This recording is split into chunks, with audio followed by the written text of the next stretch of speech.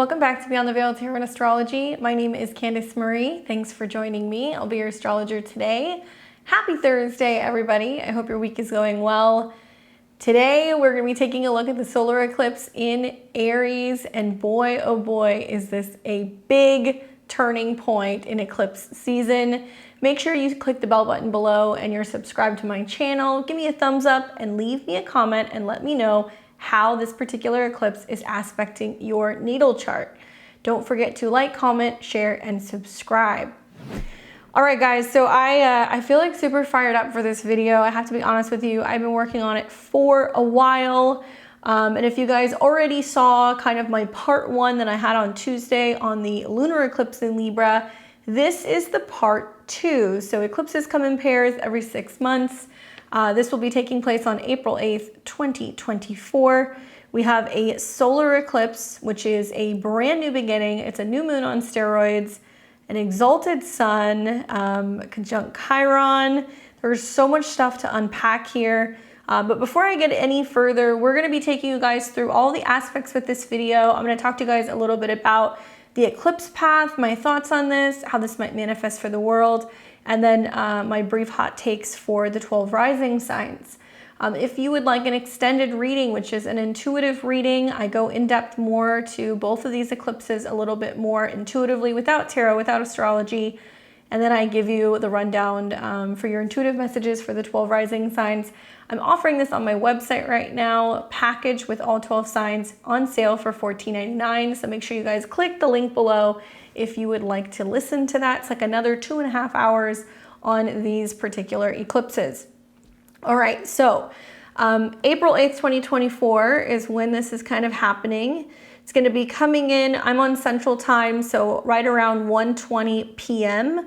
That's going to be what, 11:20 a.m. Pacific and about 2:20 p.m. Eastern. Obviously, I know we have people on all different time zones, so adjust your clocks accordingly. And this eclipse is going to be a solar eclipse at 19 degrees. So that means if you have any personal planets, sun, moon, rising, or your ascendant, anywhere between 17 and 21 degrees of Aries, you are going to be the most impacted by this eclipse because it will be right along those degrees. And this is a solar eclipse. This is actually the second solar eclipse that we've seen already since the nodes have shifted into Aries and Libra. You may want to think back what was happening in April of 2023. That's when we had a North Node solar eclipse. Technically, the node hadn't shifted yet. I don't think any of us can forget that particular eclipse. Solar eclipse at 29 degrees, that was square Pluto. That was a pretty gnarly eclipse, to be honest with you guys. So let me show that to you just so we can kind of build off of maybe what we've experienced previously. Now, you're not going to see the same aspects in this particular eclipse, so that's the good news. So you see back in April of 2023, the North Node was still in Taurus, but it was close enough within 5 degrees range to pick up that North Node solar eclipse. So that was the first one. This is going to still be in Aries. It's going to be in the second decan of Aries, which has more of a connection to the sun. So it's definitely more creative. It's more about action. It's more about ego, creativity, children, romance, all of these things, right? So think about what happened then. This is very different. Now we get a fresh start a year later. And I have mixed feelings about this eclipse, and I'll explain to you guys why I have mixed feelings as we go throughout the video. But I feel like I've been fairly honest with a lot of people about my feelings on how this may manifest. And there are some things that I can go into detail, and there are other things that I can't. So some of you guys might have to kind of read between the lines a little bit.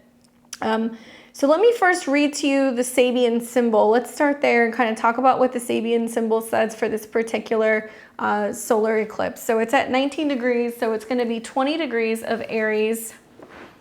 And I believe this is, I think it's the young woman with birds, if I remember correctly. Some of these I have memorized by now. Let's see, which one is this? So 20 degrees. Okay. So we've got 20 degrees of Aries, a young girl feeding birds in the winter. The keyword is hospitality. the theme is social conscience. The symbol speaks to generosity and nurturance and the process of maturation and development of a social conscience. The image of a young girl feeding birds in winter illustrates the natural desire of man to help those less fortunate than himself. It also implies a certain sympathy and awareness of the needs of others. It alludes to the self-assurance and satisfaction that an individual gains from helping others grow. The young girl symbolizes youth, innocence, and the birds in winter symbolize the hope and aspiration that seek to survive the harsh and barren, seemingly unfruitful periods of life. On a practical level, the symbol suggests charity, assistance, no strings attached. At its highest, the symbol represents a unique gift, knowing exactly what others most need or want, what is required in any particular case to ensure continued survival and success. Watch for low self-esteem manifested as attempts to buy love and appreciation or be all things to all people. The accent is on assistance, the needs of others to take high priority at this time. You may feel unusually concerned with the sympathetic, or you may feel unusually concerned or sympathetic, or inclined to be especially generous. Your greatest advantage lies in being able to tell the difference between helping and interfering, or between what is asked for and what is needed. Guard against being a soft touch or letting yourself get talked into something you may later regret because you have no say or you're afraid someone will get angry if you refuse. So stepping stones would be helpfulness, generosity, giving, kindness, care, concern. So sympathy. I mean, not a bad kind of Sabian symbol. You know, I really see this as a time where it's suggesting on an individual level, we're focusing more on being compassionate with other people. Aries is obviously ourself, so it's also kind of, you know, taking it easier on ourselves and not beating ourselves up. I think that's like a huge theme of this particular eclipse. And the willingness to provide support for those in need, right? So not a bad Sabian symbol. Now the actual degree in itself, the 19 degrees, which is a Libra degree, is kind of like paradoxical because we're going to see a lot of things that still correlate with Libra, but in Aries, which is kind of funny because we just had that like lunar eclipse in Libra. If you guys are watching this at some point in early March, we have not had that eclipse yet either, so I don't know what's going to happen. But I will tell you that in my audio channelings that I did, I kind of said that the first eclipse, the lunar eclipse in Libra at the end of March, for me was like this kind of like heartbreaking, you know, kind of like closure of a chapter. And the second eclipse was going to be this kind of undecided new beginning. It's like, okay, well, this thing fell apart, or I had to let this thing go, or this thing ended, or it kind of came to an end. What's next? And so this is the eclipse where we kind of realize, okay, how do we get into better harmony with ourselves? How do we learn how to be more decisive? How do we learn to take action? And we see a lot of that because it's a new moon, so we're learning how to do that. And eclipse is suggesting something's being revealed that is kind of has been, you know, maybe a little bit too bright for us to see. And now there is some sense of awareness that's coming through. The conjunction to Chiron almost guarantees that this is going to be a new phase that's being set, that's about, you know, really coming home to working on ourselves and healing ourselves and playing the role of our own hero in life.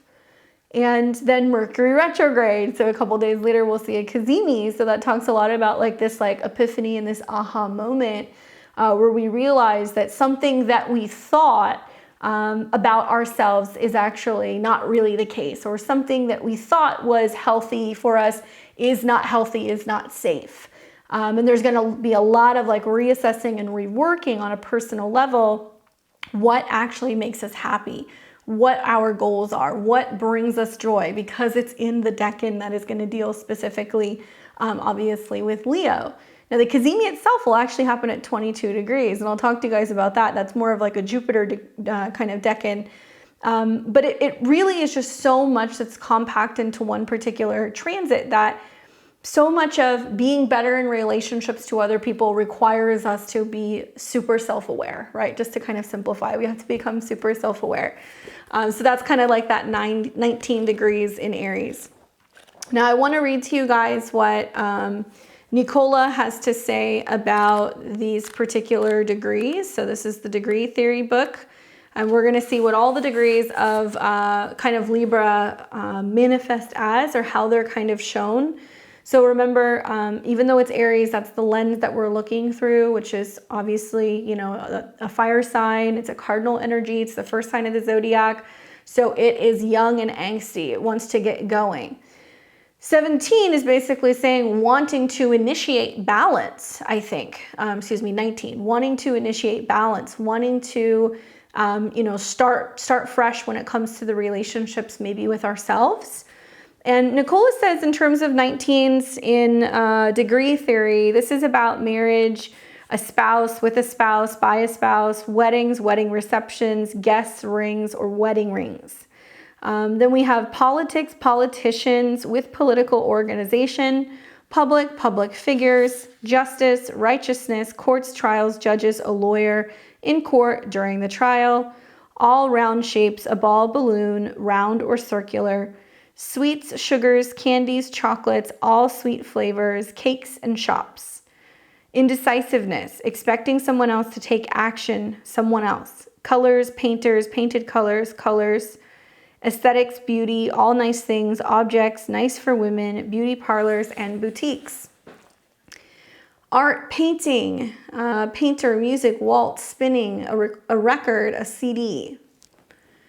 Ring roads, traffic circles, roundabouts, a kiss, embrace, gentle touch or petting, gifts, presents, flowers, a bunch of flowers, ceremonies, receptions, a reception, diplomacy, diplomat, well-mannered, diplomatic behavior, well brought up, polite, nice, a beauty, a cute girl. Okay, so there's a lot of stuff. So obviously it's playing off of like a lot of Libra, but it's not just about Libra. We see that there is some talk about diplomacy and, you know, things that can be sweet or circular, things that can be political. So just some food for thought. I've looked at this for a while.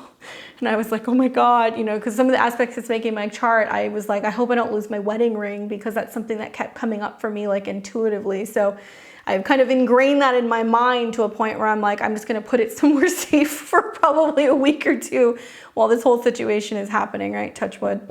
But I could see some people losing things during this eclipse because it's at a 19. It can be some people are saying, you know what, I need to do what's best for me. I'm walking away from this partnership, which is still kind of building off of the lunar eclipse in Libra. Or I'm finally, you know, cutting this relationship with sweets, or I'm, you know, finally making a decision to, you know, kind of get back into like my routine. It also may be a time in that people are realizing that maybe we have been too much of like a people pleaser. Maybe we've been too passive, you know, because this is about diplomacy, but it's like eclipsing that out. And then we see a retrograde. People are going to kind of take the gloves off during this particular eclipse and be like, no more, you know, we're not playing nice anymore. So it really depends on your guys' specific placements. But yeah, just some food for thought on how that kind of like manifests. And I think really in a general term, because the North Node really references like where we're going, the direction where we're going with things. You know, a solar eclipse is going to be about taking action and new beginnings. And obviously we have this exalted sun. In my mind, this is kind of like where the new year really starts. Now, you guys may not feel this until the end of April because, you know, we're going to be going kind of through the washing machine with Mercury retrograde in Aries, which I really feel like is kind of like them's fighting words type of energy. We can see some angsty, kind of agitated energy. But we can also see people who are really channeling this inner warrior type of energy and recognizing and realizing that you know, nobody is going to, you know, come and fix something or save us, that we have to do this ourselves. So there can be lots of talk about independence, you know, being brave, being fierce, being willing to, you know, initiate new things. So for that, I think it's positive. But you, like I said, won't really see this start to kind of manifest a little bit later into about April of this year. Now, there's some dates that I want to give you guys that you want to be mindful of, and this is going to be reactivation dates. Okay, so I call these reactivations.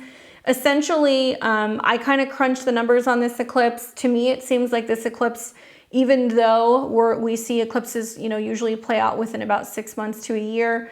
When we get into the fall of this year, we will not have a lunar eclipse in Aries. We will actually have a lunar eclipse in Pisces.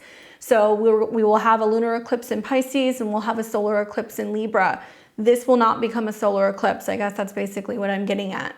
Lunar eclipse. So with that being said, it's powerful, but I don't really think we're going to see the effects of it manifest in 6 months' time. I think we're going to see this more in spring of 2025.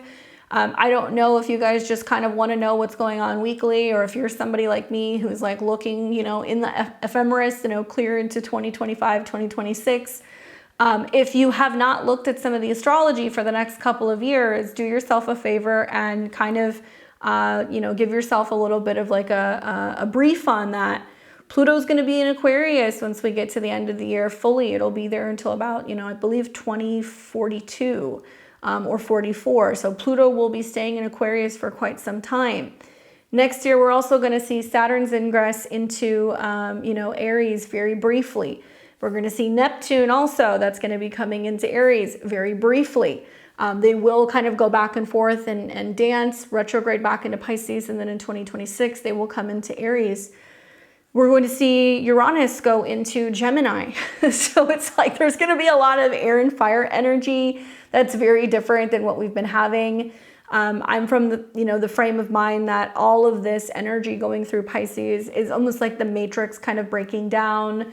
The facade, how we thought, you know, life was, what we have all been watching on TV, what we have all thought is going on in Hollywood, all of the talk about wars, everything. We're going to see like this significant rug pull, I think, in the next couple of years. And we're going to realize that a lot of things that we thought were real was not really what we thought it was. And I think it's going to be quite eye-opening for a lot of people. So the reason why I preface these dates by saying this is because we will see, not only in the immediate next couple of, you know, weeks and months ahead, as, you know, planets like Mars, you know, cross this degree, Venus cross this degree, Mercury retrograde over it, but we will also see that we have major planetary energies like Saturn and Neptune moving into this kind of similar territory, at least the same sign. So, you know, for what it's worth, it's really important mentioning that, and we're going to have all these dates that are going to reactivate this eclipse, because when we see the, you know, Mars retrograde in Cancer this year, that's going to be very significant because Mars rules the North Node. So it's going to really pack a punch when it's in Cancer, a very emotional sign, squaring these particular eclipse degrees. We will see that 3 times, guys. And then also as we start to see, you know, Mars kind of break away from Saturn and move into Aries and pick up momentum and contact the North Node and reactivate these degrees, we are going to see this continue to unfold. So I have a feeling that the dates that I'm going to give you guys are pretty significant. So I'll put these in the description box so that way you have them, but if not, you guys can write them down. And I'm going to go in order of operation. So the first thing that comes up for me is not just the eclipse itself, and we'll look at the aspects in a second, but I'm looking at when we have the Cazimi, okay? So this will be on April 11th. Now, in theory, exalted sun in Aries, right? We love to see the sun in this sign. It is able to really, you know, take all of its energy, its power, and really put it to good use. And yeah, it's a wonderful place to kind of see the sun. When we have the retrograde happening at the time, it means that there's something that we're still sorting through, that we have yet to become aware of, or some information that we have yet to receive, or we're waiting on some kind of a message. So the Cazimi in itself, you know, is considered a positive aspect. I'm working on a Mercury retrograde video for you guys right now, so that'll be out soon. But just know that the Cazimi moment is kind of built into the eclipse, you know, this kind of like, oh my gosh, there's this, like, you know, significant message. So the Cazimi will be on the 11th. This is when Mercury is in a retrograde superior position conjunct the sun. Think of it as Mercury in his chariot. He is, you know, heading towards the king's castle, and he has this scroll that he needs to give to the king. And remember that the ruler, okay, the dispositor of all of this Aries is Mars, and Mars is invisible. It is behind the sun. And Mars is sandwiched between Neptune, which is about the waters, the seas. It can also kind of be about space. Saturn, which is about boundaries and borders. This is all invisible. I am not a warmonger, but it's kind of hard to talk about solar eclipses in Aries and the Chiron conjunction and all of this stuff without acknowledging the fact that very likely this is going to create some intention, some intense things revolving around the topics of war. You know, I think of Mars as like drums. So I think of like, you know, somebody's kind of beating the drum of war, talking about it in the background, or prepping people, or, you know, showing videos, or all these like blockbuster movies of like, oh, there's this civil war that's like kind of coming up, you know, and like getting everybody kind of angsty. And that's my hot take. You might disagree with that. But that's the feeling that I'm getting. So I get a little triggered seeing some of this, like, what do they call it? Like pre-programming or whatever. There's a word for it. That is, you know, showing us this content, showing us these movies, these shows of what may potentially be coming in the future. I choose to turn that off. Like, I'm not going to listen to that. I can't tell you what to do, but I do feel like it's going to be important to really pick and choose what media sources you want to be listening to, what news you're watching, whether or not you want to sit around and watch some of this kind of escalation go on in the world, because I truly, genuinely believe that there are powers out there that are going to be feeding off of the fear. Okay, so that's just my hot take. Now, the reason why I say all of this is because the Cazimi is at 22 degrees. So 22 degrees is a Capricorn degree, okay? So it deals with Capricorn-like things. So for example, I don't want to take anything out of context. I just want to read it very specifically for you guys. But if the sun can be in Aries about leaders of military, of men, Mercury can be about systems, organizations, messages, you know, people who are getting organized. Capricorn deals with things that are older, history, archaeology, someone or something from the past, delays, something that lasts long lasting with trouble, to suffer, depression, cold winter, ice, refrigerator, deep freeze, glaciers, slow dragging, delays, resistance, bad luck, skin diseases, cancers, long-lasting treatment, poverty, shortage of something, something's missing, sauerkraut, cabbage rolls, black, gray, darker shades, rock, stone, cliffs, mountain, rock climbing, dusty, dirty, soiled, smeared, unclean coal, made of natural materials or wood, okay? So, I know I'm giving you guys a lot of stuff here. Just stay with me. Basically, I feel like there is a message that's going to be relayed at this time. That's kind of like, hey, this, you know, confrontation or this conflict is coming. And we know that with retrogrades, the Cazimi is the kind of midpoint of the retrograde phase. It'll kind of head back to about, I think, 14 or 15 degrees of Aries, go direct, and then it'll reactivate this point again. So it's going to take some time. But the word, right, the message is getting out with this particular conjunction. So even though it's positive, you know, there's something kind of, I think, heavy about the future in terms of, I think, military mobilization and what leaders are calling for in terms of the military. And yeah, okay, I'll leave it at that. All right. So for this, we would read the Sabian symbol of 23 degrees because we round up. And to be honest with you, I almost know this one by heart because the eclipse is going to be on my natal moon in Aries. So say a prayer for your girl, everybody, please. You know, this is basically a woman in pastel colors carrying a heavy load, a heavy but valuable veiled load. Okay, obviously beyond the veil. Hello. So the symbol suggests a situation where someone is carrying a burden or responsibility that is valuable but not fully appreciated or understood by others.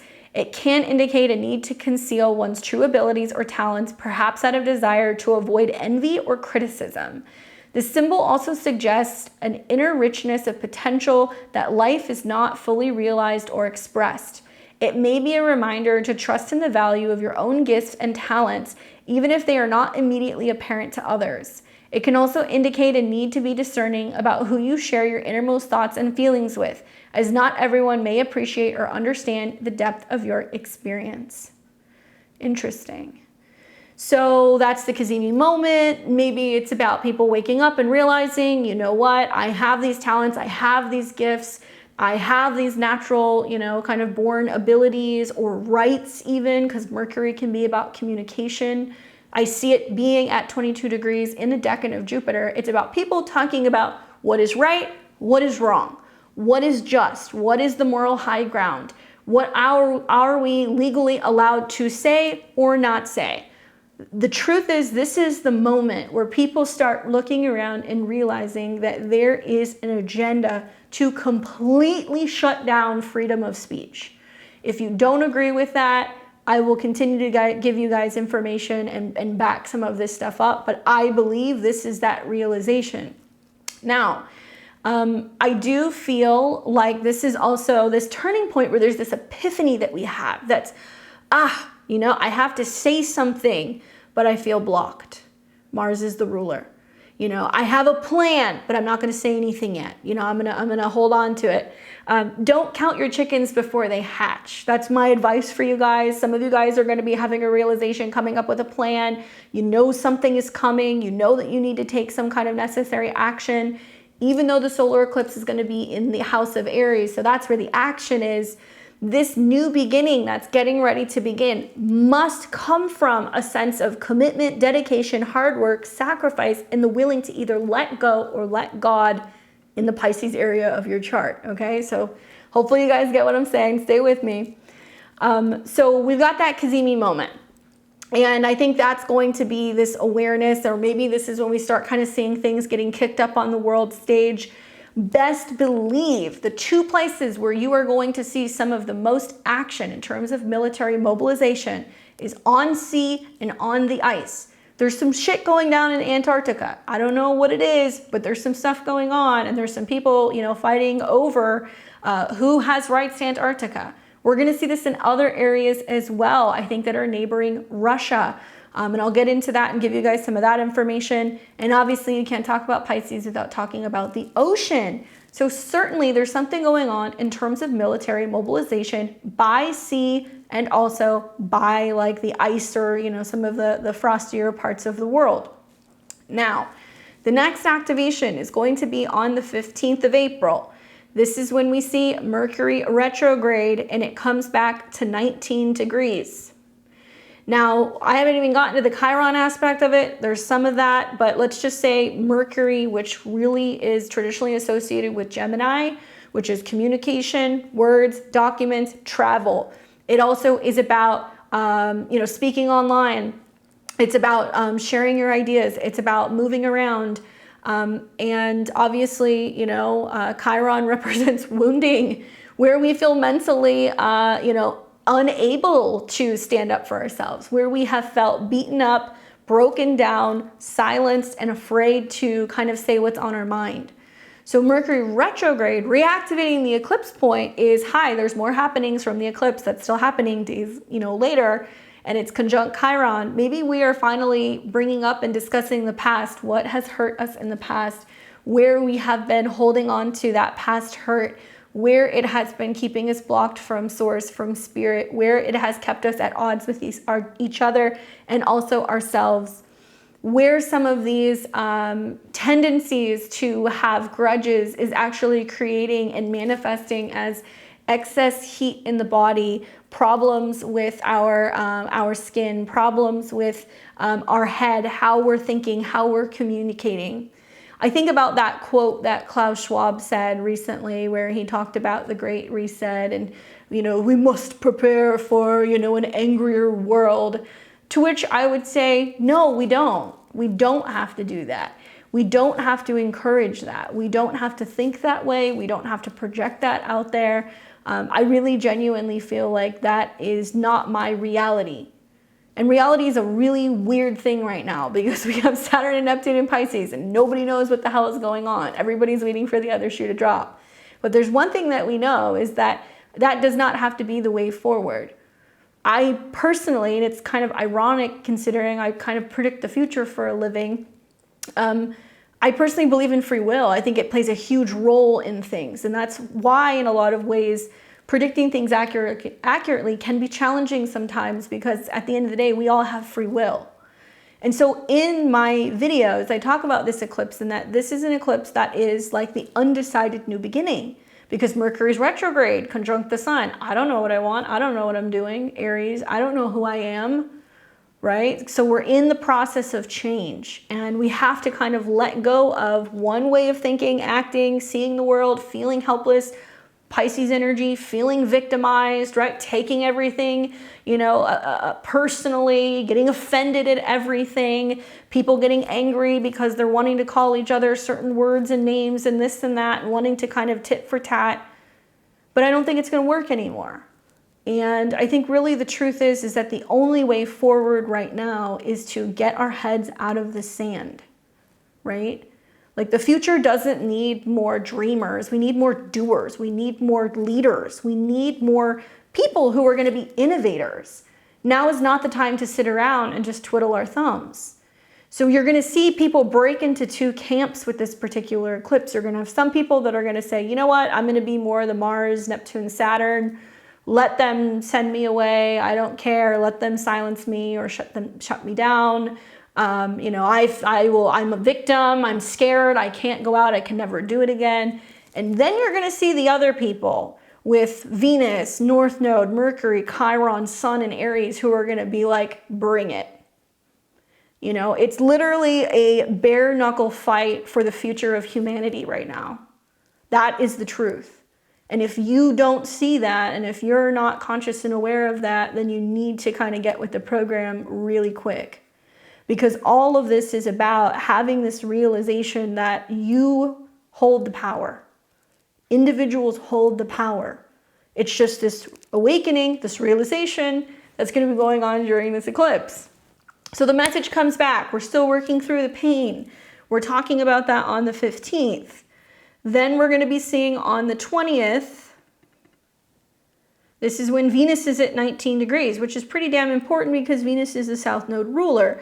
So we might kind of see something here the 20th through the 21st through the 22nd. Yes, I know Bitcoin is going through the halving. Yes, but it's more than that. We've got Venus in a sign where she's not happy. She's been meeting with Mercury. So Mercury is, we're reassessing and reorganizing the way that we look at Venus. Wealth. One of the greatest wealth transfers, I think, is taking place right in front of our eyes right now.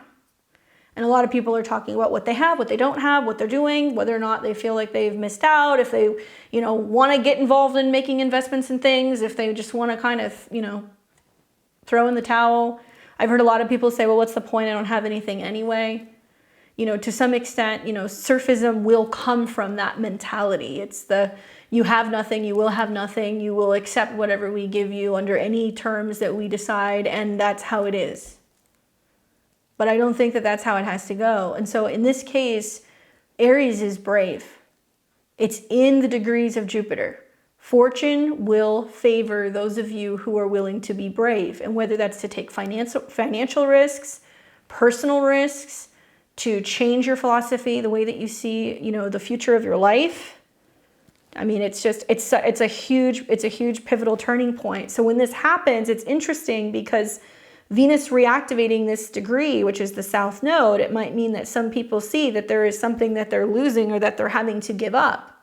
Oh, and then we've got Sun square Pluto the same day, Jupiter conjunct Uranus the same day. This is a 420 for the books. I could see a lot of people having to be kind of like stoned out of their mind to kind of like deal with what's going on this day. All right, next, May the 4th. This will be when Mercury returns to 19 degrees of Aries. So the Mercury retrograde is over. Mercury is not out of shadow. It'll come out of shadow, I think, around like 24 degrees. But still, whatever we've been going back and forth with since the eclipse on April 8th, since the retrograde conjunction on, you know, the 11th, since the 15th when Mercury hit 19 degrees. And then finally on the 4th, we've gone back and forth through this whole process. And now we're like, okay, now we know what we're doing. We've kind of gotten into alignment with ourselves. We know how we're moving forward. So that'll be another day to watch. And then I'm looking forward to the end of May. Finally, you know, having Mars in Aries, we're going to see Mars make contact with the North Node, which is about taking action and movement and kind of getting things in order. You know, literally being more active, or, you know, defending ourselves in some capacity. Mars, after all, is the planet of war, so it does deal with, you know, home protection, self-defense, you know, weapons, blades, anything that could be for self-defense. And so I do think that this is going to be a huge topic in the weeks kind of coming ahead. You know, Sagittarius is a sign that's about traveling and knowledge, and Leo is more about theater and drama. Aries is more about, you know, kind of being a little wild and being nomadic and, you know, being like combative and being the warrior. So you're going to see that the Aries kind of transits are going to be more about, you know, foraging, self-defense, you know, independence, that kind of stuff. So I think that that's going to be a huge theme in May. I mean, just something that off the top of my head that I've been thinking about is like, I just started hearing all over the news recently in, I believe it's Philly. Correct me if I'm wrong, but I thought it was Philly. Oh no, Pittsburgh. It's Pittsburgh. Supposedly from I believe the hours of, I heard it was like midnight to 6 p.m. or 3 a.m. to 6 a.m. So in the late evening hours into the early morning, supposedly Pittsburgh is not going to have emergency services. They're going to have like 22 police officers that are, you know, patrolling the entire city. If you call 911, you will get a voice machine, and they will not come out for burglary. They will not come out for theft. They will not come out for any kind of, you know, domestic issue, nothing. Like, you can call, nobody's going to pick up. They're not going to have those services.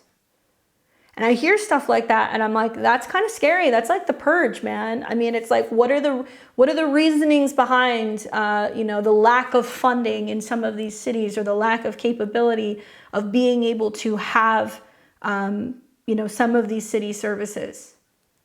Really quite disturbing. You think about the movements that have happened over the last couple of years to defund the police.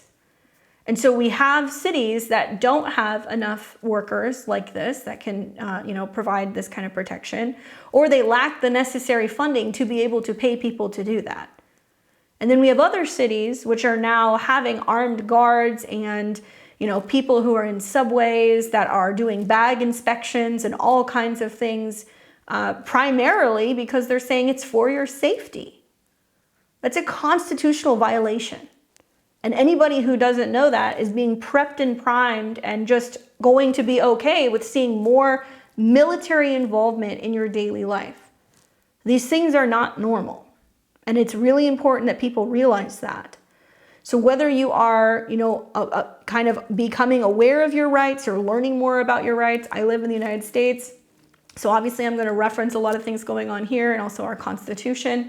If you don't already have a copy of the Constitution, it's probably a good time to have a hard copy of one, or to have a book that's got, you know, a lot of the founding fathers, you know, kind of information and things in a hard copy, and actually do your research and learn about that, because there may be a time in the future where you actually need to reference some of this information. But I think about the Mars and the North Node on a personal level, where it's like, okay, that's when you're finally kind of taking the necessary action and you're moving forward. Then we're going to move to the 25th. And on the 25th, Mars will reactivate this eclipse right here. So it's reactivating what's happened from the eclipse. Then this is going to go to October. So then we kind of get a reprieve for a few months. And in October, Mars will be in Cancer. Okay, so we will actually see, we're already coming into the Mars shadow. You know, Mars will go retrograde in December of 2024 from the early degrees of Leo into Cancer. But why is this important? Well, as Mars is hitting this 19 degrees, it's squaring that point that we had. So it's the opening square, and Mars rules the North Node, and it was the ruler of Aries. So Aries is about action and new things beginning, or conflict, or, you know, brawls. It can be hostility. And Mars, which is movement, as it's coming into retrograde in Cancer, it may literally mean people are moving. People are like, I don't want to live in this city. I don't want to live in this house. I don't want to live in this space. And Mars retrograde does delay. It gives us a lag of energy. And when the retrograde actually begins, it will be in Leo and it will make an opposition to Pluto. So we're going to see several Pluto oppositions. So obviously we're going to see more tension, I think, in the world, and that's going to have an impact on how people are feeling and whether or not they're responding in an emotional way rather than in a logical way. And you can see people getting kind of crabby. And I think that's also going to further conflict because we'll see Mars come into a square with Chiron. So actually that's the first activation of this particular eclipse. You will see this at 3 separate dates. Now, this is not necessarily activating the 19 degrees of Aries per se, but I think it's still worthy of mentioning. So we'll have a full moon that's going to be in Aries, and that's going to be taking place on October 17th.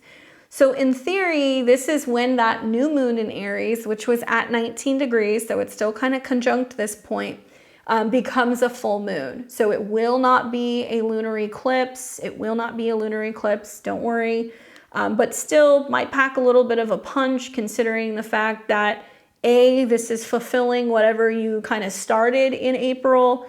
B, the ruler is square Mars and opposed Pluto, and it's creating this pretty gnarly grand cardinal cross.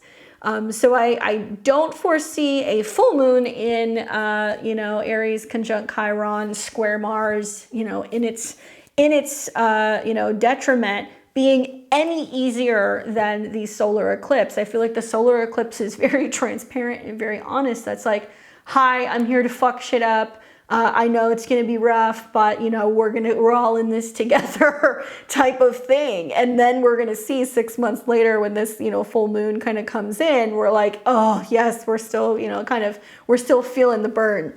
So this is not necessarily a very pretty full moon, but I am not surprised considering the solar eclipse. All right, so then we have on the 12th of November, Chiron will return to 19 degrees. So now Chiron's retrograde and Chiron's like, hi, I'm back at 19 degrees of Aries, where it will stay for some time. So that'll be over a period of like several days, so it's going to be an extended period. Is it the most important thing? Not necessarily, but still worthy of mentioning that it's going to be reactivating that eclipse because of the degree.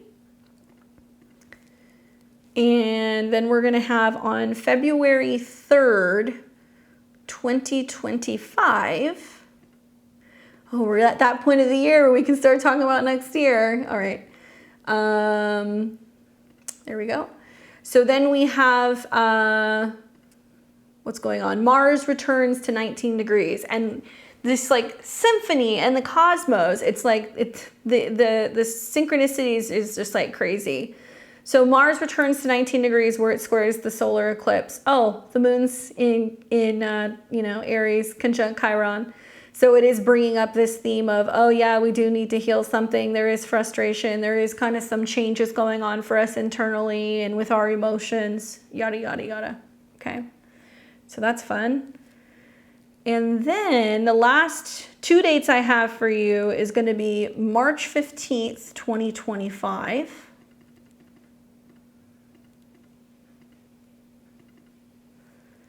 And this is interesting because this is when Mars in Cancer squares for the 3rd time.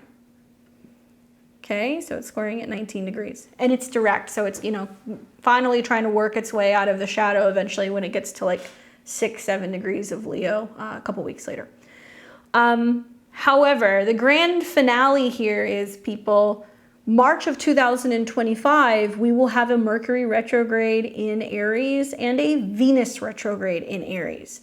Thankfully, it does not appear that this will be going over that 19 degrees. Neither one of the retrogrades start there. It seems like they're going to start like right around like 9-10 degrees of Aries, but still worthy of mentioning.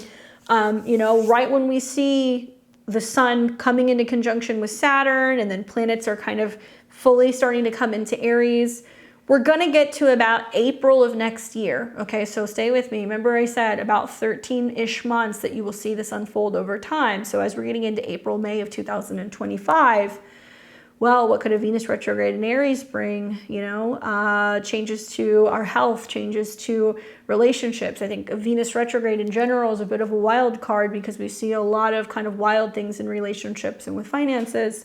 But that in Aries, you know, in its fall, conjunct Mercury, and then we're going to see quite literally, not even weeks later, Neptune goes into Aries at the beginning of April. We're going to see Saturn come into Aries then, and that's going to be taking place in May, so that's the 13th month. And we've got Saturn conjunct Neptune. Now, it's not exact. That won't happen until 2026. But what's going on here? What's going on here? What does this tell me when the North Node is in Pisces and Jupiter is getting ready to come into Cancer? 2025, I believe, will be another world event. And I think it will get people used to being in a more limited fashion. You know, call me crazy, but that's what I think is coming. Because not only are we going to see the Saturn-Neptune conjunction, but we will see Jupiter continue to square, right? And it's sextiling. So there is some new change that's going on for everybody, for humanity, because of technology, the internet, because of environmental concerns. And that sextile to Saturn and Neptune means that it is essentially channeling, well, you know, it's okay. We have to make sacrifices. We're going to have to be more isolated. We have to be more alone. And then we will see Jupiter go into Cancer, and it will square that. It kind of sucks. I mean, you know, we've seen, and we'll see this year with Jupiter in Gemini. When Jupiter squares Saturn, it lessens the effect, the sweetness of Jupiter. So right off the bat, we've got an exalted Jupiter in Cancer. So that's supposed to be making homes sweet and comfortable and, you know, really beautiful, lots of families. And then the square to Saturn, which is technically in its detriment in Aries, and then Neptune in Aries. So, I mean, I'll go as far as saying this. I think that there is a move here to keep people from having families, from being united, and whether that's in unions, relationships, partnerships, communities. You know, I heard something the other day that was coming out of Ireland where they were saying they're quite literally trying to change the constitution there. And I don't live there, but this would drive me up a wall. They're trying to change the constitution there because they want to remove the terms woman, mother, and family. Cancer is the mother. That's what Cancer is. It's the moon, right? And when I see Saturn conjunct Neptune in Aries, and Neptune being the dispositor of the North Node, they want people separate, not together. They don't want families and gardens and people working together and communities and people supporting one another. They don't want people worshiping. They don't want that stuff. So basically, this eclipse wraps up right around May of next year. So we are going to start to see the writing on the wall with this solar eclipse in Aries that this is the beginning of ultimately what I believe is going to be a situation that is going to be very, very limiting for humanity if we do not step up, if we do not wake up. Oh, and surprise, I didn't even mention this, but it's a total solar eclipse, by the way. I think there's only been like 68 of them or so, like over the last couple hundred years. So we've heard them more so recently in the United States because, well, we saw one in, 2017, I believe it was, the great American, eclipse, the big X that we saw. And we're going to see, this one come through the United States again. In fact, there will be some cities that will literally X marks the spot. So where they had the eclipse in 2017, some cities are going to be hit by, the path this time. And you'll see it all through parts of the Midwest. There's stuff all through Illinois, all kinds of stuff. But essentially, the solar eclipses always eclipse something out. Something is being kind of blocked out and then it's shown to you. So that's why they're a wild card. This is when the moon moves between the earth and the sun, completely blocking out the sun's rays. And so as astrologers, some of us can calculate and look at the length of this particular eclipse how long it's taking place, and that'll correlate to how many months. And so this one is supposed to be 13 months. Now they say that, eclipses are about new beginnings, and solar eclipses are about, an initiative. And I think in this case, it's about leadership. So a solar eclipse in Aries can signify the start of a new chapter in our lives, particularly areas where we need to take bold, decisive action. And so the positive is like, hell yeah, I'm so excited to see how many people come up from the ashes of this eclipse and go like, I'm ready to fight, or I'm ready to run for Congress, or I'm, going to be involved in my, local community council, or I'm deciding that I'm going to be a part of a neighborhood group watch, or I'm taking it upon myself to go and learn martial arts. These are the kind of things that you're going to see with these solar eclipses. Now, obviously, new beginnings, that's a huge theme because obviously Aries is the very first sign of the zodiac. So this is about taking initiative and being a leader. So this can signify the start of a new chapter in your life, particularly in areas where you need to take bold and decisive action.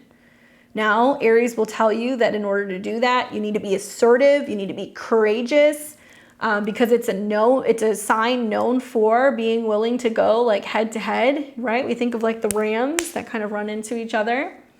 And this eclipse can inspire us to be more assertive, pursuing our goals and standing up for ourselves. It can also bring to light areas where we need to take more initiative and assert our independence. I think about self-discovery as being a huge theme of this eclipse. I've had the North Node of my moon the last couple of months. I'm having this eclipse on my moon, and I can kind of feel some of the stuff that's coming up on it right now. And yeah, I think a lot of it is kind of correlating to some of the work that I'm doing, where I'm encouraging other people to not want to identify as being a victim, to encourage other people to stand up and say, you know what, I'm putting an end to some of these patterns in my life. I'm finally ready to kind of heal. I'm tired. I want to get off the merry-go-round. And so I'm kind of using it more as incorporating more coaching kind of techniques into my readings, not just being like, okay, so on this day, Saturn's going to do this, and it's going to suck. No, because that doesn't help anybody. Tony Robbins kind of has a similar chart as me, Libra rising, 7th house Aries moon. And so I can see where some of that kind of comes through. And it's a very like, life's tough, get a helmet type of energy. It's not warm and fuzzy, especially with Venus being in Aries during this eclipse as well. It's very, pick yourselves up by the bootstraps, be willing to roll up your sleeves, get your hands dirty, and be willing to kind of create a change. And so in order to do this, we have to be willing during the retrograde to kind of do that self-discovery, to really look at our identity. It's going to be about really exploring our own desires, our passions, our ambitions, and being willing to take steps forward and realizing our true potential. Now think about that for a second, because Mars is like in no man's land, right? He is like out in the ethers with Saturn. That's like, nope, you can't go beyond this point. This is the limit. We won't let you see this or do this or move here. And I think that there may be some sense with Mercury retrograde where we're tapping in and we're being like, there's something going on here. Like there's something that's blocking me. And like, I have to get to the bottom of it. Is it fear? Is it doubt? Is it insecurity? What is it? And so a real strong spiritual practice, I think, is going to be really important during this time as well. I'm seeing this really interesting kind of like resurgence of people. I mean, just the other day I was listening to Joe Rogan and he was like, we need Jesus. And I was like, okay. Like, it's really interesting and kind of crazy to see people regularly referencing scripture and, talking about the end days and all of this stuff. And I'm not necessarily like an end dazer, but some of the correlations are quite wild. If you really want to go down a rabbit hole, you'll go and look at the eclipse path, and there is a whole streamline of cities that the eclipse will go through. That's all Egypt or Little Egypt. And a lot of people are talking in terms of like a biblical sense, being like, oh my God, there is like, this is like the sacrificial lamb. This is the blood of the lamb coming in through this eclipse and, purging and purifying and, obviously happening right around some of the high holy holidays, and also, at a time where we're having Easter. I was listening to a thing the other day where they were talking about that there is this movement that's been going on in Israel that they're wanting to basically create the third temple. And some of you guys don't know what that is, so go down this rabbit hole if you want, but this is interesting.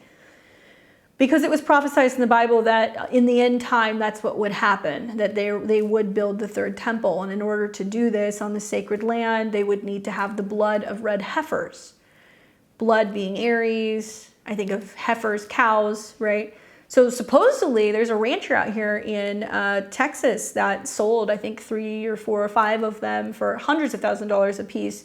They were shipped over there, they were being maintained, they have to be looked at for several annual years before they can sacrifice them.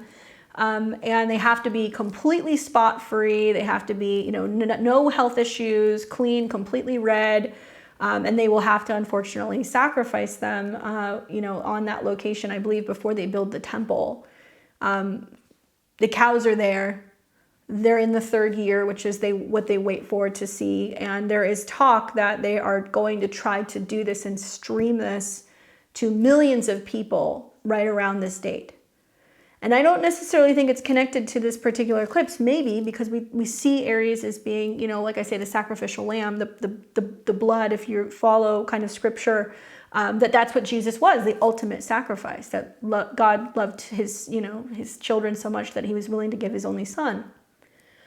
And I look at Jupiter and Uranus, this grand blessing of sorts, right? You know, Jupiter making everything really big, and Uranus is something sudden. And the ruler of this particular eclipse, obviously, is Mars. But Venus is in Aries. So I look at this and I'm like, is this some end day stuff? I don't know, man. I mean, the more that I read about some of this stuff, I'm like, I really feel like there are some people who are kind of like, yes, let's just get it over with. And I'm like, man, what a time to be alive. You know, like what kind of a contract did we sign to agree to be here during, you know, like what could be the end days? I feel like we have like front row seats. Another theme here that you're going to see with this eclipse is going to be about breaking free, right? And part of that is because Aries doesn't want to be contained, fire doesn't want to be contained.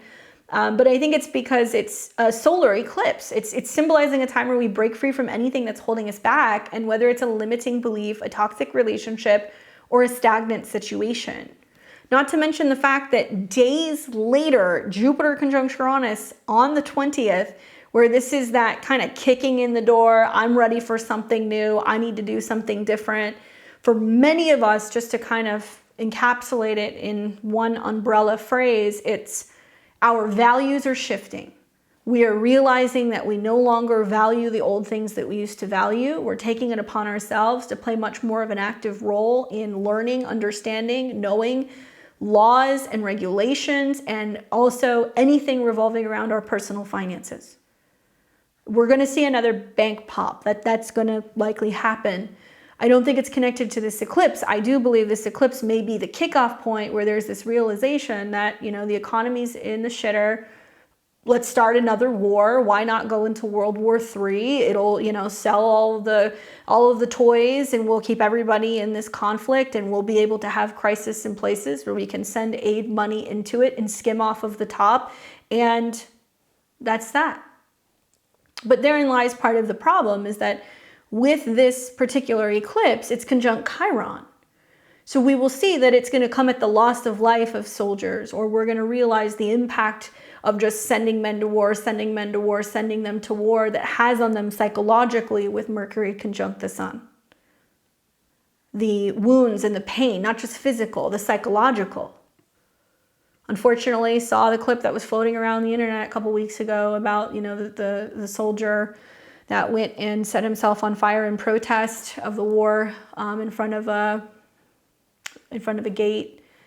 And it just like takes me back to some of the things that I've seen revolving around some of the protests of like the Vietnam War. Really sad stuff. But I don't really think that this has to continue. You know, I've thought for some time that, you know, this war games that's kind of being played is just a way to kind of keep everybody divided and kind of separate and isolated. So much of this, I think, is about breaking free from that idea, you know, because this is a time where we have to sometimes break ranks with things that that we don't resonate with. You know, it breaks my heart to see so many things going on in the southern border, or with police officers, or with, you know, doctors, and to hear them say, I'm just following orders. I'm just following orders. I'm just doing what I was told to do. And a lot of people have stood up against that, but not enough. And so part of what's going to be coming up during this eclipse is you will see that there will be people who will be breaking rank. I don't know if it's politically or if it's going to be just within the military, but I do think that you will see some people who are willing to break rank because they will realize that some of the things that are going on are not legal. They're not okay. They're not for the best of humanity. They're not to prevent wars. They're starting wars. This is about initiative and action. So it's about getting out of your comfort zone, taking risks, moving forward. And like I said, because it's a total solar eclipse, it will have a stronger influence compared to a partial eclipse. So watch for this to unfold over about 13 months' time.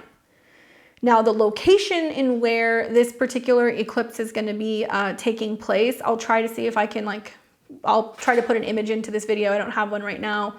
But you will see it go through parts of Mexico. So it's going to be Mazatlan, Mexico, Austin, Texas, Dallas, Texas, Little Rock, Arkansas, Indianapolis, Indiana, Cleveland, Ohio, Buffalo, New York, Montreal, Quebec, Canada, St. John's, Newfoundland, and Labrador, Canada. That is the area where you're going to see the eclipse. So it'll be interesting to see how that happens because, you know, obviously with eclipses, you know, they have an impact over the actual locations, both the country, but also it can be those cities or kind of, you know, states in where there is total visibility. So I'm here outside of Austin. One of the first times I think ever in my life that I can remember, at least since doing this work, that I'm going to be in a location where there is like a total solar eclipse. I think that for many of us, you know, this is going to be a very intense time. I think that it can be a time that can be used for good. It can help us really become more laser focused in a certain area of our life. Granted, there will be external events that will be taking place. I'm seeing some crazy stuff. Like some places are being like, we're shutting schools down, or we're doing this, or we're doing that. I don't think that's necessary, but we'll see. Now, the North Node is in Aries. And so I think that this is important because wherever the North Node is, there is some kind of growth. And so what we have to understand is that even though there's all of this Aries energy that's about initiating and starting something new, not only the dispositor, but also the ruler of the North Node is 12th house to the eclipse, conjunct Saturn. So the North Node in Aries is, you know, about representing qualities in our experience that we need to develop in this lifetime. So the North Node will be there until the beginning of 2025. This is about individuality, self-assertion, and developing independence and courage and a strong sense of self. So this is about, you know, in this next year, taking more risks, asserting ourselves, you know, pursuing our own path without relying too much on other people, South Node. So there is this opportunity that's coming that it may come in the form of a temporary setback or a defeat or a delay. But sometimes that's, you know, some of the best things can come disguised as that. You know, some of the best opportunities can come disguised as difficult times, right? Because difficult times make strong men. That's something that I would think about during this particular eclipse. It's like, okay, so the only way forward is through it. At least that's what Aries would say as it kind of keeps hitting the wall. What we're learning here, though, is that this is about balancing independence and interdependence. Because with the North Node in Aries and the South Node in Libra, there's a theme of balancing these two. And I think that it's going to be about learning to assert ourselves more efficiently while also maintaining harmonious relationships. We may feel challenged to express our individuality without alienating others and develop a healthy sense of self that is not overly dependent on external validation or approval. Have the courage to be disliked. That's what I keep reminding myself. Every time I read your guys' comments, I love you so much. You guys are generally pretty awesome, but every now and then, even me, I'm a human being. I'll be like, this is the most ridiculous thing that this person said, or that they think that I have this perspective, and I keep my mouth shut. because it's not going to cause, you know, any really significant damage in the long run. But I also realize and recognize that this is kind of my soapbox. You know, I put this out there so it's like an outlet for me and for my thoughts, because I need to have somebody to kind of share this with. Otherwise, I feel like I'm kind of like screaming into the void. Anyway, but I do feel like this is about us learning how to debate again. This is us learning to have conversations without just shutting somebody down and calling them a racist, or shutting somebody down and saying that they're sexist, or shutting them down and calling them some kind of derogatory term.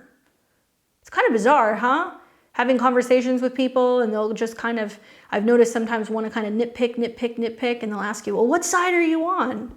You know, who do you associate with? What is your political affiliation? What is your view on this? And I'll be like, doesn't really matter, because, you know, the whole facade is that there are two sides. And while that's keeping us bickering and going back and forth, we've got a whole slew of globalists that are quite literally getting away with murder. Food for thought. Now, obviously, the solar eclipse is conjunct Chiron, so let's talk about wounds. Let's talk about people being inflicted with pain, or with medical crisis, or issues, or inflammation. You know, the sun does have connections to the heart.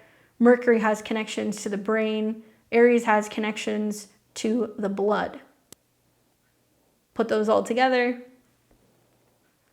So it's no joke. This is a healing crisis. It's here. We are now going to start seeing this over the immediate next several months into the next year. The concerns about population decline and the concerns also about the physical health of our younger generation is extremely, extremely concerning. Chiron is asking us to focus on healing our wounds, and it's often associated with a healing journey. You know, a solar eclipse conjunct Chiron here is about focusing on healing deep-seated wounds, especially related to identity, self-confidence, and assertiveness. It can be a time to address and release old emotional pain and patterns that are holding us back. But equally, I see the Sun, Mercury, Chiron conjunction with Mercury retrograde as being like, there's all these things that we want to say, but we're like, I don't want to say that. I'm going to get canceled. I don't want to say that. Somebody's going to think I'm, you know, a certain way. I don't want to say this on the internet because somebody's going to cancel me or accuse me of this, or, you know, YouTube's going to take away my platform. It's a scary time. There's a lot of people who want to speak their mind, but they feel like they can't. In a way, we're in a self-imposed prison, mentally and also verbally, because we feel as if we are powerless to being able to share information, speak our mind, and talk about the truth. But a lot of that is because of the Mars-Saturn conjunction. So personally, one thing you want to focus on is empowerment, learning to be courageous, taking action, not always showing other people your cards, not always telling other people what you're doing yet. Meeting in private, having a strong faith, releasing the past, because solar eclipses are seen of a time as endings and beginnings. So the solar eclipse conjunct Chiron can be a time to release old wounds and patterns that are no longer serving you, and to learn how to be self-compassionate. Because Chiron is associated with empathy and compassion for both ourselves and others, but this conjunction happening with the Sun and the North Node is about self-compassion, forgiveness, and allowing yourself to heal and move forward with a greater sense of love and acceptance. Now let's talk about these aspects. I've already named a few of them. Obviously, a solar eclipse in Aries is going to be ruled by Mars. Mars is hanging out invisible behind the solar eclipse conjunct Saturn. So when we got Mars, which is usually linear, you know, it likes to be shot out of a cannon, or it likes to strike a match, or it likes to run a race. In Pisces, it does not know where it's going. Its energy waxes and wanes, and like the waves, it comes and it goes, and it can get really emotional and swept away. It's great for creative work. It's great for artistic drive. You know, it's great for doing shamanic work or dance or meditation. But unfortunately, you know, this is a bit of a tricky eclipse because the ruler is basically locked away in prison. Now that 13 degrees is an Aries degree, so it's about individuals feeling like they're losing momentum. You know, something I keep hearing my friends tell me is like, man, I'm just tired, you know, I'm just tired. When is it gonna end? And it's kind of a bummer because I feel like even though the human spirit is very resilient, people are starting to lose hope.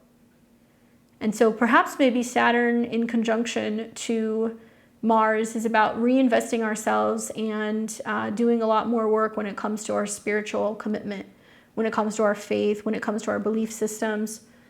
After all, this is sextiling Jupiter and Uranus, so it is possible that we can look at what we've lost or what we've grieved, what we, no longer have, or who we used to be, and we can kind of use that as the motivation and the momentum to kind of push us into this next phase. I might get raked over the coals for this, but I feel like it's so ironic that you have people that are unvaccinated that are leading the case for going and wanting to get some sort of closure or some sense of, maybe repercussions for people who have been injured. The irony there. Some of the people who are cast out of society and told that we don't care if you die, we don't care if you don't deserve to be among other people, you're so selfish. And you may not agree with me on that, and that's fine, but these are things that were actually said by many people in the media and also by many newspapers.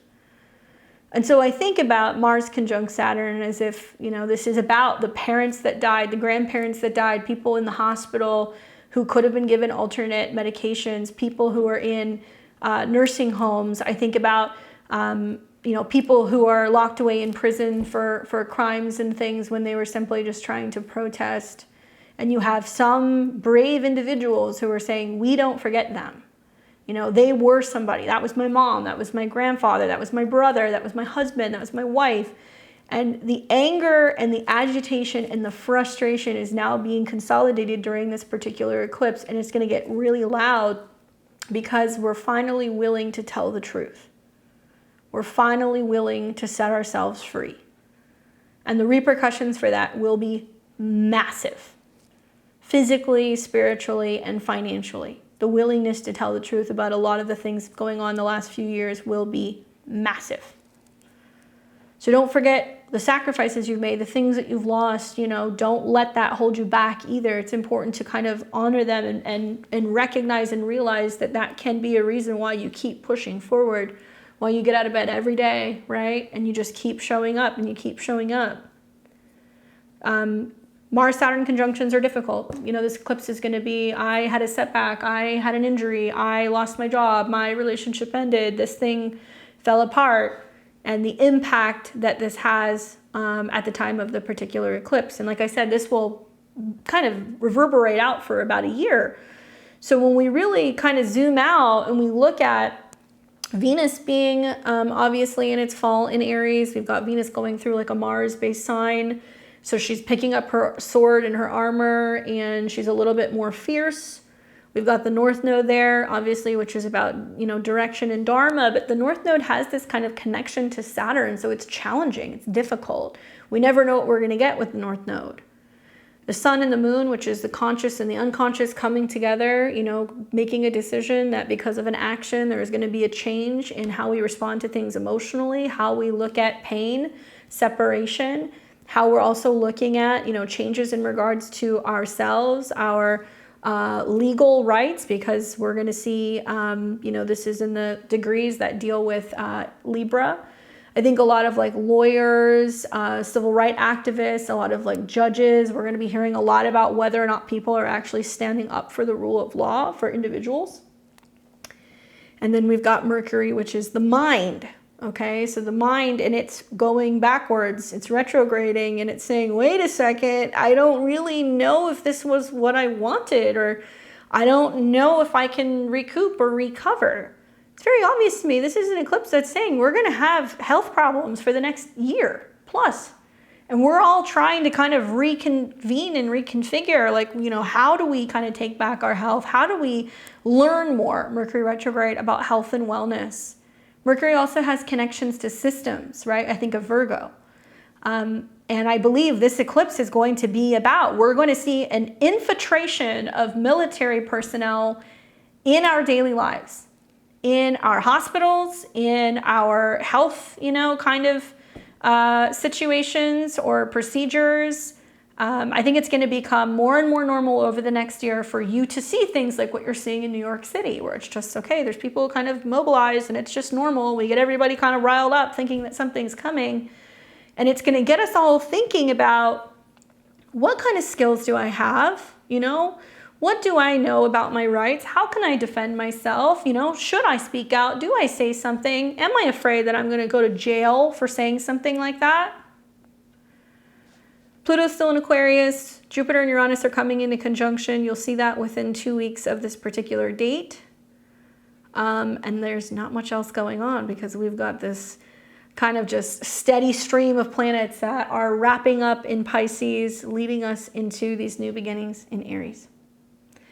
Now, how am I seeing this other than my rants and raves that you guys have already heard? Well, obviously, solar eclipse in Aries, conjunct Chiron, war, military, veterans, how we're taking care of them, how many we've lost, you know, whether or not we're making further sacrifices of people for war, military personnel breaking ranks. We talked about that.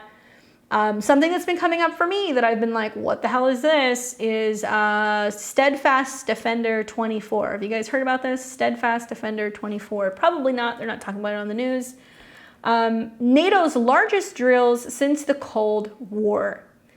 They are claiming to aim to prevent a possible attack from an outside threat. And although Russia wasn't named per se, it was listed to be the most significant or direct threat to NATO.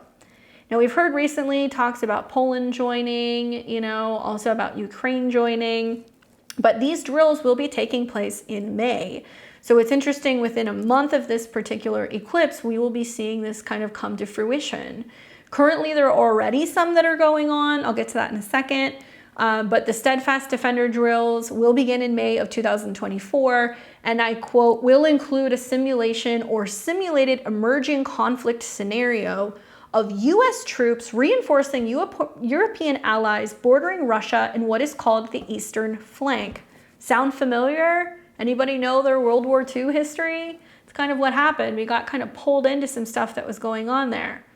They're claiming that more than 50 ships and 80 fighter jets will be involved and more than 1,000 vehicles. This will be going on through May, and we'll have a part 2 involving Poland. Why is NATO needing to do the largest drills in military history since the Cold War? Why is that going on, and including multiple countries in the process? Well, currently, right now, NATO drills are taking place in Norway. Remember I said Saturn, you know, Mars, that Saturn is cold and Mars is conflict. So it's already happening now. In northern Norway, and it may just be war games meant to have them, you know, kind of developing new fighting skills of the newly expanded 32-nation military alliance. But for the troops that are kind of involved, it seems very, very real for them. They are decked out, full everything, gear, everything, having full-blown simulations. It's already happening. And they're calling this part the Arctic Alliance. And this is actually these drills that are taking place literally right on the border of Russia. And if you guys remember, if you guys heard what Putin had said recently, he was like, we're not cool with that because we don't want NATO getting too close to our borders because of some of the, you know, outside conflict that they have created in other countries. I'm going to leave it at that. Keep my opinion out of it. All right, so another way that I'm seeing this is the pandemic treaty, okay? So this is something else that I'm watching. So you guys heard me kind of barking about this a couple months ago. I'm back again. The deadline looms May 24th, 2024. This is the pandemic treaty deadline. So right now, the World Health Organization is in the process of finalizing a new global treaty. First, it was the pandemic treaty. Then it was I don't know, it's had several different names, so it's kind of bizarre that they keep changing the names to it. But they're finalizing this treaty, which would give it great authority to dictate America's policies during a pandemic. Why would they want to do that, right? Why would they want to do that? Kind of weird. And what's even more weird is that that's very far from its original objective to advising national health departments. So first it was advising Now this almost, if you go and read it, creates a bit of a backdoor, even though, you know, it is an organization we did not elect. It is run by a bunch of lunatics. In my opinion, it is funded by some people who have big money in pharma. They are essentially working with all of these other countries trying to create this treaty that you sign. And once we sign, it's a backdoor to our constitution that could quite literally enact the World Health Organization and foreign forces to enforce anything if they deem that there is a future pandemic. Environmental, a health pandemic, this includes medications and other things that may go against our constitutional rights. Now, don't take it from me. RFK Jr. warns the World Health Organization takeover says that the pandemic treaty needs to be killed. And I quote, "The World Health Organization has been taken over by global elites and foreign powers that don't have America's best interest at heart. We need to stop the president from signing it," quote. So please go and learn about this. You can contact your local or state or federal representatives. You can let them know, hey, I personally have sent like 4 emails already. Probably should start making some phone calls, but still, people need to be aware of this, because ultimately if this is signed, God forbid, some of these transits happen in 2025. It could be as simple as, oh, well, you know, there's nothing we can do. Whoever's coming in, you know, they're going to tell us what's best for us, and they're going to handle it. They're going to take care of us. And those of us who value having a say in our health and our wellness and making decisions for ourselves and not involving people on a state or federal level to tell us how to manage that may not be able to exercise our constitutional rights. Now, on the topic of constitutional rights, I think that the solar eclipse with Mercury in conjunction quite literally is a challenge to human rights and civil liberties. I see this as, you know, Mercury dying in the heart of the sun at 22 degrees, freedom, right? Freedom dying in the heart of the sun, freedom of speech. And who's deciding that 22 degrees? You know, governments, people who are in charge, big business, whatever. Like I said, fading free speech. You know, we see countries like Ireland, Canada, UK, Australia, the latest countries to impose new laws regulating free speech. And also prison sentences for people who are deemed to, be saying things or speaking out against certain medical companies, pharmaceutical companies, certain, people in, government, expressing their views when it comes to how we should be raising our children, or whether or not we identify as a mother or a family or a woman. J.K. Rowling recently, somebody called the police on her because she refused to kind of play like the gender game with somebody. And so it's like, this is the kind of stuff that I'm talking about that we're going to start seeing. When neighbors are tattling on neighbors because, you know, they're afraid of Big Brother that's watching, the whole thing reminds me of some like Orwellian like hellhole. You know, I think about George Orwell's 1984. And the 3 quotes that really strike a note for me with this eclipse would be, until they become conscious, they will never rebel. And until after they have rebelled, they cannot become conscious. Eclipse with exalted sun, Mars conjunct Saturn, feeling like we're a prisoner, we're a zombie, we're stuck. But as Mercury retrogrades, we become conscious. Aha, it's like that light bulb moment. You know, aha, I had the power all along. I wield the power myself. I'm not the slave that I thought I once was. He also said, war is peace, freedom is slavery, ignorance is strength. Changing of definitions, meanings, and print. Watch this like a hawk, guys, because active changes to words would most definitely be a Mercury retrograde in Aries. What are we changing in terms of the definitions of constitutions? Our civil rights, our liberties, what rules or regulations are changing about human rights? Where have we lost the plot in all of this? You know, where have we just become complacent and just okay with just, collecting a paycheck and not asking any questions? I'm just doing my job. Please, I don't want to get in any trouble. I'm just doing my job. Have the ability to be disliked. And then finally, he who controls the past controls the future, and who controls the present controls the past. Mercury retrograde, going back, making tweaks and changes at 22 degrees of the past. Everybody should be going and getting hard copies of used history books, older history books, right? Bibles, medical, like journals or medical books, things that you may need that, God forbid, we don't have an internet, you won't be able to look up. Like, do you know how to build a fire? Do you know how to tend to a wound? Do you know how to sew a pair of pants?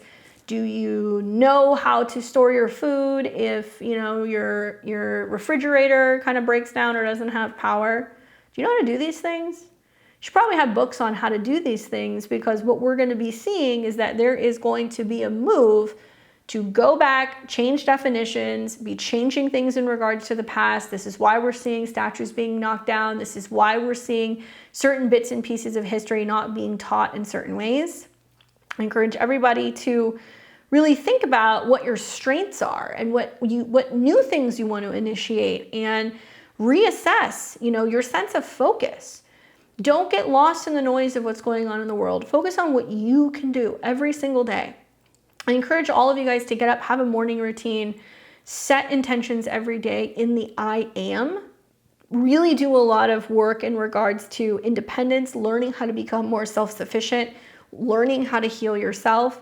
I see so many amazing comments from people who are like, I have a garden, people who are like, I'm starting a homestead, other people who are like, I'm starting my own business, or, I'm learning more about investing, or all this stuff. And it's like so cool to see people finally, out of like the crisis that's come over the last several years, learn to really kind of pick up the pieces and go, okay, I have to be willing to do this for myself. So for those of you guys who have not been doing this since COVID started in 2020, welcome to the party. Now the rest of you guys are going to get to do that. I feel like I keep saying two camps of people. When COVID started, the first week I was like, okay, whatever. And then the more that I thought about it, I was like, oh my God, what's going on? And it was that turning point for me that I was like, I'm not just going to sit around and drink alcohol and snack and watch TV for the next month. I was like, I need to move. I need to get out of the city. I need to go and do something different. That's when I started thinking more about making changes with my business. And for like 2 years, I was like kicking ass during COVID, making a podcast, coming back to YouTube, taking on more clients, teaching classes, because I was like, self-sufficiency is my number one goal, not relying on anything else outside of that.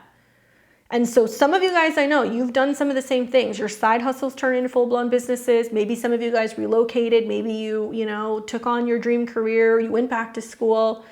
But there has been a whole group of people who have been like, no, it's easier. Just like, let's just collect, the money that we get from the stimulus. Let's just hang out. We don't have to do anything. It's fine. We see it as like a summer break. And I think it's made a lot of us lazy. I think it's made a lot of us just complacent, and we're just like, it's fine. Everything's going to be taken care of. The next year or so, you're going to have, I think, a pretty brutal awakening where you're going to realize that the next wave of whatever happens or whatever is coming is going to be very different. And so it pays to be aware. It pays to be willing to make these changes. It pays to be brave. I hope this is inspiring for you guys. I hope it's helpful for you guys. I know, like I said, this is my little soapbox, but come on, the eclipse is on my moon, okay? Give me my moment to be dramatic. Let's pull some tarot cards. Let's talk about where these eclipses are taking place in each and every one of the 12 rising signs. Now, as a reminder, this eclipse will be at 19 degrees of Aries. So if you have anything from 17 to 21 degrees of Aries, you will be impacted the most: sun, moon, rising, or personal planet.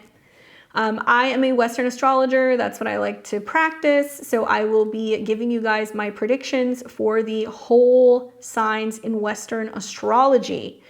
If you like to use Placidus like me, then listen to the actual house in which this eclipse falls. And I see these comments with every video. God bless you guys. I know you're learning. That's why you guys watch these videos. But you may have this eclipse in a house that doesn't correlate with your ascendant sign, right? It might be a sign that's before you or a sign that's after you, vice versa. So you might have to listen to two. What you want to do is you want to listen to the rising sign horoscope. That is, the place where you have the physical eclipse. So look at where 19 degrees is. If it cuts it off by one house and it goes into the next, listen to another rising sign. Equally, with eclipses, guys, we want to listen to the sun and the moon sign too, okay? Because this is a solar eclipse, so it's very solar. So you'll see a lot of this kind of have an impact on your solar sign. And the moon is involved, so you want to listen to the moon as well. So we want to listen to all three to get a little bit of like a better idea of kind of what's going on, okay? All right, thank you for the spiel. So we're going to start with Aries and Aries rising. You guys are doing this solar eclipse in your sign. Everybody's watching you, Aries, okay? So a solar eclipse in your first house. This eclipse could bring a strong focus to your identity, your appearance, how you assert yourself. It's a time for new beginnings and a fresh start in how you present yourself to the world. Well, self-healing, self-awareness, the willingness to go at it alone, to do your thing. The ruler is Mars. Mars is in your 12th house conjunct Saturn. So you're letting something wind down. You're consciously saying, I need to heal. I need to rest. I need to take time. Maybe you're kind of in a bit of a limbo with your status, changes in relationships, changes with job. Any of these things are possible. Give yourself to the end of April to see this kind of fully through, okay? The card that I get for you is the Queen of Cups. So this is about your emotions. Pretty positive card. This is about being compassionate, warm, caring. This is about being intuitive, identifying as a healer, being supportive, in the flow, and practicing empathy. I definitely see you doing that, and I feel like part of maybe being of service to other people in a way could almost like heal you as well. Does that make sense? So whether it's like a charity or you donate time, or maybe you're, getting involved in church, or you're doing something where you're like helping other people or giving back to other people, it could help you. But equally, this is an eclipse that's also about your body. And the Queen of Cups is a water sign. So she usually is associated with Cancer, Pisces, and Scorpio. So this can mean that there's like all these emotions coming up for you at the time of this particular eclipse, and you're having to kind of move through that.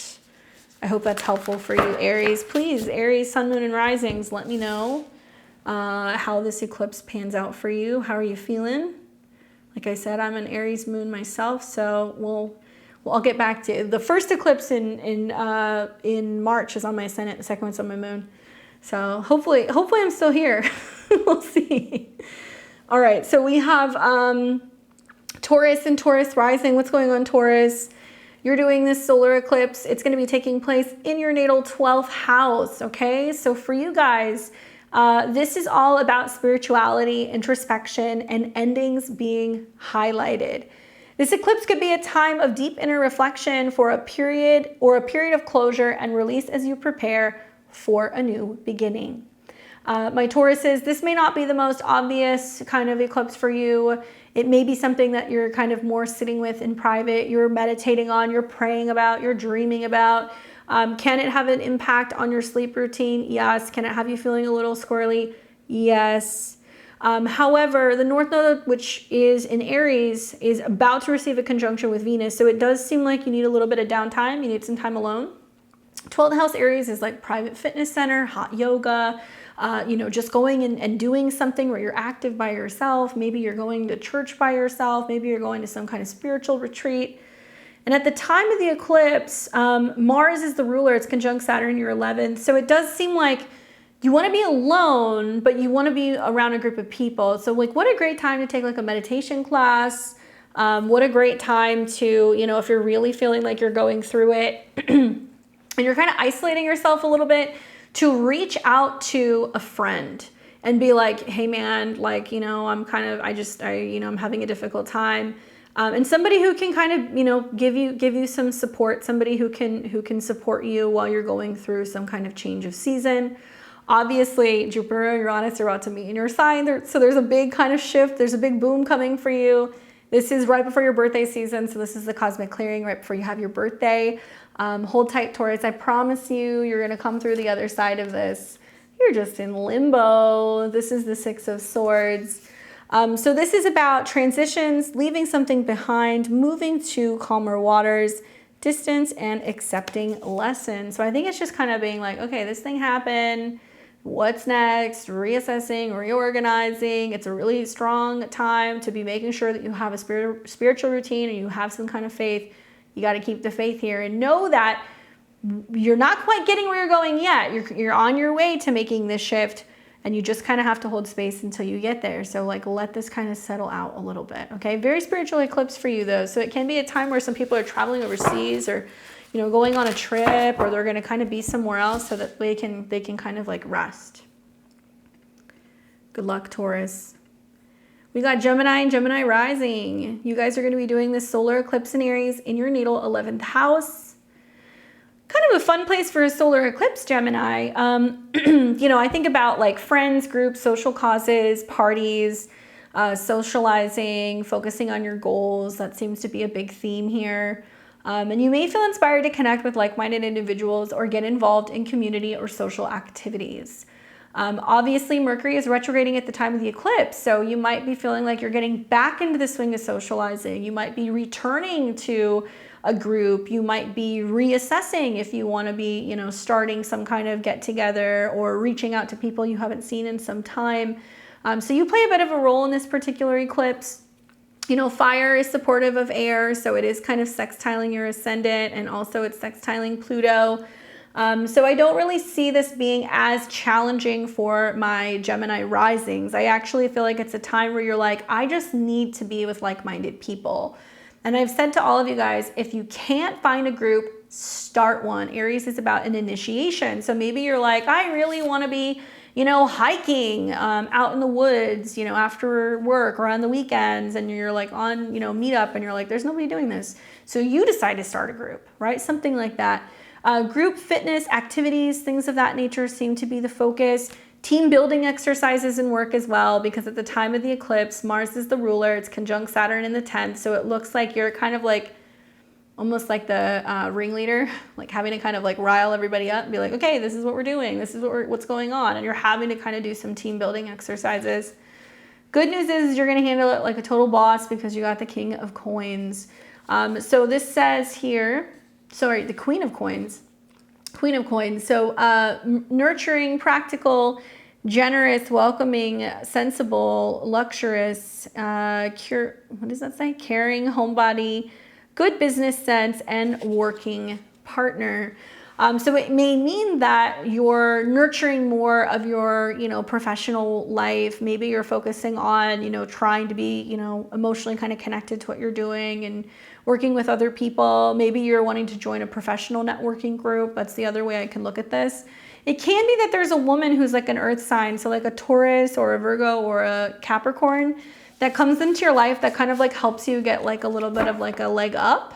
And maybe like introduces you to a group, or, you know, gets you involved with like an association or something that can kind of help you professionally, you know, continue to succeed. Good luck, Gemini. We have Cancer and Cancer rising. You'll be doing this solar eclipse in the sign of Aries in your natal 10th house. My Cancers, this is squaring your sun, moon, or rising. So if you have any placements between that 17 and 21 degrees, you're going to feel the pinch of the squeeze with that eclipse, okay? So just be more mindful. But for you guys, a solar eclipse in the 10th house is planting a new seed when it comes to your career goals, reputation. These are all being emphasized. So the eclipse here can bring changes or new opportunities to your professional life, and you may reassess your long-term goals and ambition.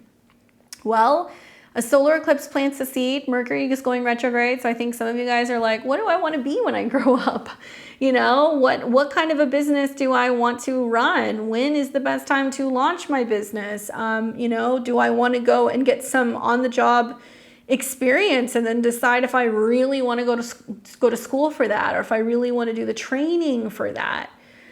This is an amazing time, Cancer, where if you want to start a new job, if you want to get ready to launch a business, do it after the retrograde. If you want to, you know, get back into the workforce, if you've been out of work for a while, if you want to take on a leadership role, a management role, the world is your oyster, pun intended. You know, Mars rules the eclipse, and it's in your 9th house, conjunct Saturn. So some of you guys are like, I have to work with a mentor, right? Saturn rules your 7th. I have to talk to a guidance counselor before I select, you know, classes for my major. I have to go and do some kind of training. I have to travel, you know, for work. Those kinds of things may come up. It may also mean that like you yourself are deciding, okay, I'm going to go back to school and get a degree, or I'm going to go and get a certification for a job. Chiron's in your 10th house. I'm seeing so many Cancer risings that are like, I'm becoming a, you know, a health coach or a life coach, or, you know, I'm becoming a physical trainer, or I'm working as a Reiki master, right? Things that it's like, it's active. And Chiron in the 10th house can be finally embracing, you know, this identity as being a healer, and maybe working as like a counselor or somebody who can be really helpful, you know, towards other people, but also encouraging. I have Chiron in the 10th house. It's in Cancer. So I think that for you, it's about like feeling kind of fired up about feeling like you're finally going to overcome what has been a long-standing wound in your kind of career department. So training, traveling, you know, working with mentors and people in that process seems to be the key. The card that I get for you is the Three of Swords. Okay, so this is a difficult card. I'm not gonna lie to you. This is about heartache, loss, pain, sorrow, trauma, and also feeling like there's something that is broken. So for some of you guys, because Mercury is retrograding, there can be changes at work. Like some, you know, because the North Node is you never know what's coming. Some of you guys might find out a boss is leaving, or, you know, they're cutting off staff, they're cutting back staff, or the business is sold. There's something like that can happen that's disappointing. And like I said, Mars Saturn can talk about like a setback. So it may mean that you're like, okay, the job didn't come through. So you know what, instead of waiting for that, I'm going to find something else. Or, you know, I'm going to look in another area. Or, you know, maybe I'm going to go and get a certification. So I feel like I'm more so inclined to be qualified for a position like this in the future. Yeah, there can be some disappointments, but I feel like with that, there's also opportunity for you to kind of step into this next phase that I think is very possible. You're just going to need a little bit more experience before you can kind of see it fully emerge in the next couple of years. Good luck, Cancer. We've got Leo and Leo rising. You'll be doing this solar eclipse in Aries in your natal 9th house in a fellow sister fire sign. Obviously, solar transits are very important for you, Leo, because you're ruled by the sun. So solar eclipses have a very big impact on you because the sun rules your ascendant or your body. So when you have a solar eclipse in the 9th house, this is about higher education, travel, and philosophy. All of these themes are highlighted. You may feel inspired to expand your horizons through learning, travel, or you may reassess your beliefs and your worldview. Well, I'd pay attention to that Cazimi, because to me that seems like you're thinking long and hard about, is it worth booking the trip? Is it worth investing in that education? Is it worth taking the time to, you know, go and check this place out? And your view, I think, about the world is definitely changing. Mars is the ruler of this eclipse. It is conjunct Saturn in Pisces in your 8th house. So it does mean that there's something changing in the way that you look at your relationship to others, the way that you look at intimacy, the way that you look at change, at vulnerability.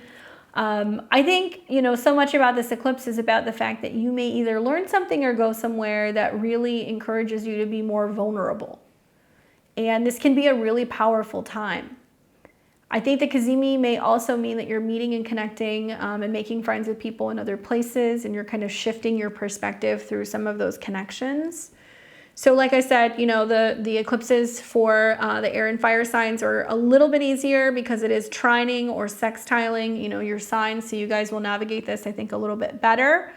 But I will say, with Saturn being the ruler of your 7th house and Mars is conjunct Saturn, you know, there can be some challenges when it comes to traveling with another person and sticking to a budget, or finances, or somebody not having the funds for something, or trying to figure out loans for college, you know, trying to come up with marketing campaigns to sell yourself, you know, or your product, or, you know, your ideas. That can be something else that can come up with this eclipse as well. The card that I get for you is the Wheel of Fortune, which I'm not surprised, it's the 9th house, you know, so this is a fortunate house. This is kind of like a Jupiterian energy, and then we have the Cazimi and a Jupiter decan. So this is good luck, fate, life cycles, destiny, turning point. The universe is in control. This is about changes, cycles, unexpected events, and karma. But in your case, I think it's positive. It's like you might be at the right place at the right time. Or maybe you have a situation where it's like you're at an airport, there's a delay, you know, your plane is like delayed, and then it's like, boom, you have a conversation with somebody at the airport bar, and it's like, you know, like it ends up being your future spouse. Something weird like that can happen. Or a conversation with somebody that shifts your, you know, belief system or your philosophy, right? Or that there is some kind of mix up with travel, but it ends up working out and it ends up being better than you thought. Or you thought you were going to get accepted to one college and you don't, you get accepted to another one, and it ends up being like the best thing for you ever because it's a place you never imagined you would go. That kind of stuff is going to happen. Some very serendipitous stuff for you. Good luck, Leo. We've got Virgo and Virgo rising. You guys are going to be doing the solar eclipse in the sign of Aries in your natal 8th house. And obviously Aries is the sign that inconjuncts and quincunxes you. So take note of that. This does require you to deal with the shadow self, to look at the nitty gritty, the things that you're afraid of, to be vulnerable, to talk about joint resources, taxes. You guys know I have to see what card that is. Joint resources, taxes, intimacy, other people's money, all that fun stuff. So for you guys also at the time of the eclipse, Mercury has turned retrograde, and that's really important because you are ruled by Mercury. So some food for thought. You're kind of in this process of like going deeper into your subconscious and willing to kind of talk about the shadow stuff and like deal with trauma and like embrace a brand new you. You just have to kind of dig to find it. So the 8th house is about transformation, shared resources, intimacy. This is all the focus. And you may experience changes in your financial situation or a deepening of your emotional connections with others. Now, at the time of the eclipse, the ruler is Mars. It's conjunct Saturn in your opposite sign of relationships. So could this be you meeting with a tax advisor, talking to somebody about debt consolidation? Could this mean that you take on a new business advisor, a new manager, maybe? But I think that it's more than that. I think that, you know, you're being asked to really look at yourself and examine what needs to change and how some of this is being sprung by some changes in your romantic life. Mars Saturn can seem like a setback, a hurdle, a challenge in a romantic relationship, some conflict, or somebody who wants to kind of end a relationship or wants to take space, and you're left alone with your own thoughts and you're like, why is this happening? What's going on? Or if somebody is saying, hey, you know, let's take things to the next level, let's commit to each other more seriously, or let's get a loan or a mortgage, let's, you know, plan a wedding, let's get married, let's move in together. It's going to require you to kind of do some digging and be willing to talk about joint resources, finances, credit scores, things like that. So that can definitely kind of come up here. It's going to be some conversations about this stuff. Now, the card that jumped out at me was the 8 of Cups. So this is about moving on, okay? So if this means you're healing from past relationship trauma, drama, if this means that you're kind of coming out of something, if this means that, you know, maybe you've been kind of feeling out a relationship and now you're like, I'm good. Moving on can make sense. This is also about being unfulfilled from current situations, dealing with abandonment, walking away from the unknown, letting go, searching for the truth, and leaving. So that can definitely happen with a Mercury retrograde in your 8th, where your mind goes through a significant transformation. And it's changing the way that you look at your status and also the direction of your life. But it looks like one thing is for certain: you're willing to leave something behind. And well, that happens with solar eclipses because we receive something new. So likely there will be that something new coming in the weeks after this eclipse. Good luck. We've got Libra and Libra rising. You guys are going to be doing the solar eclipse in Aries in your natal 7th house. All right, so obviously this is your opposite sign, Libra, okay? So your 7th house is your marketplace, your clients. This is your therapist, your astrologer, your spouse, your business partner. This is also a lot about your kind of public reputation. This is how people see you. This is where you meet other people.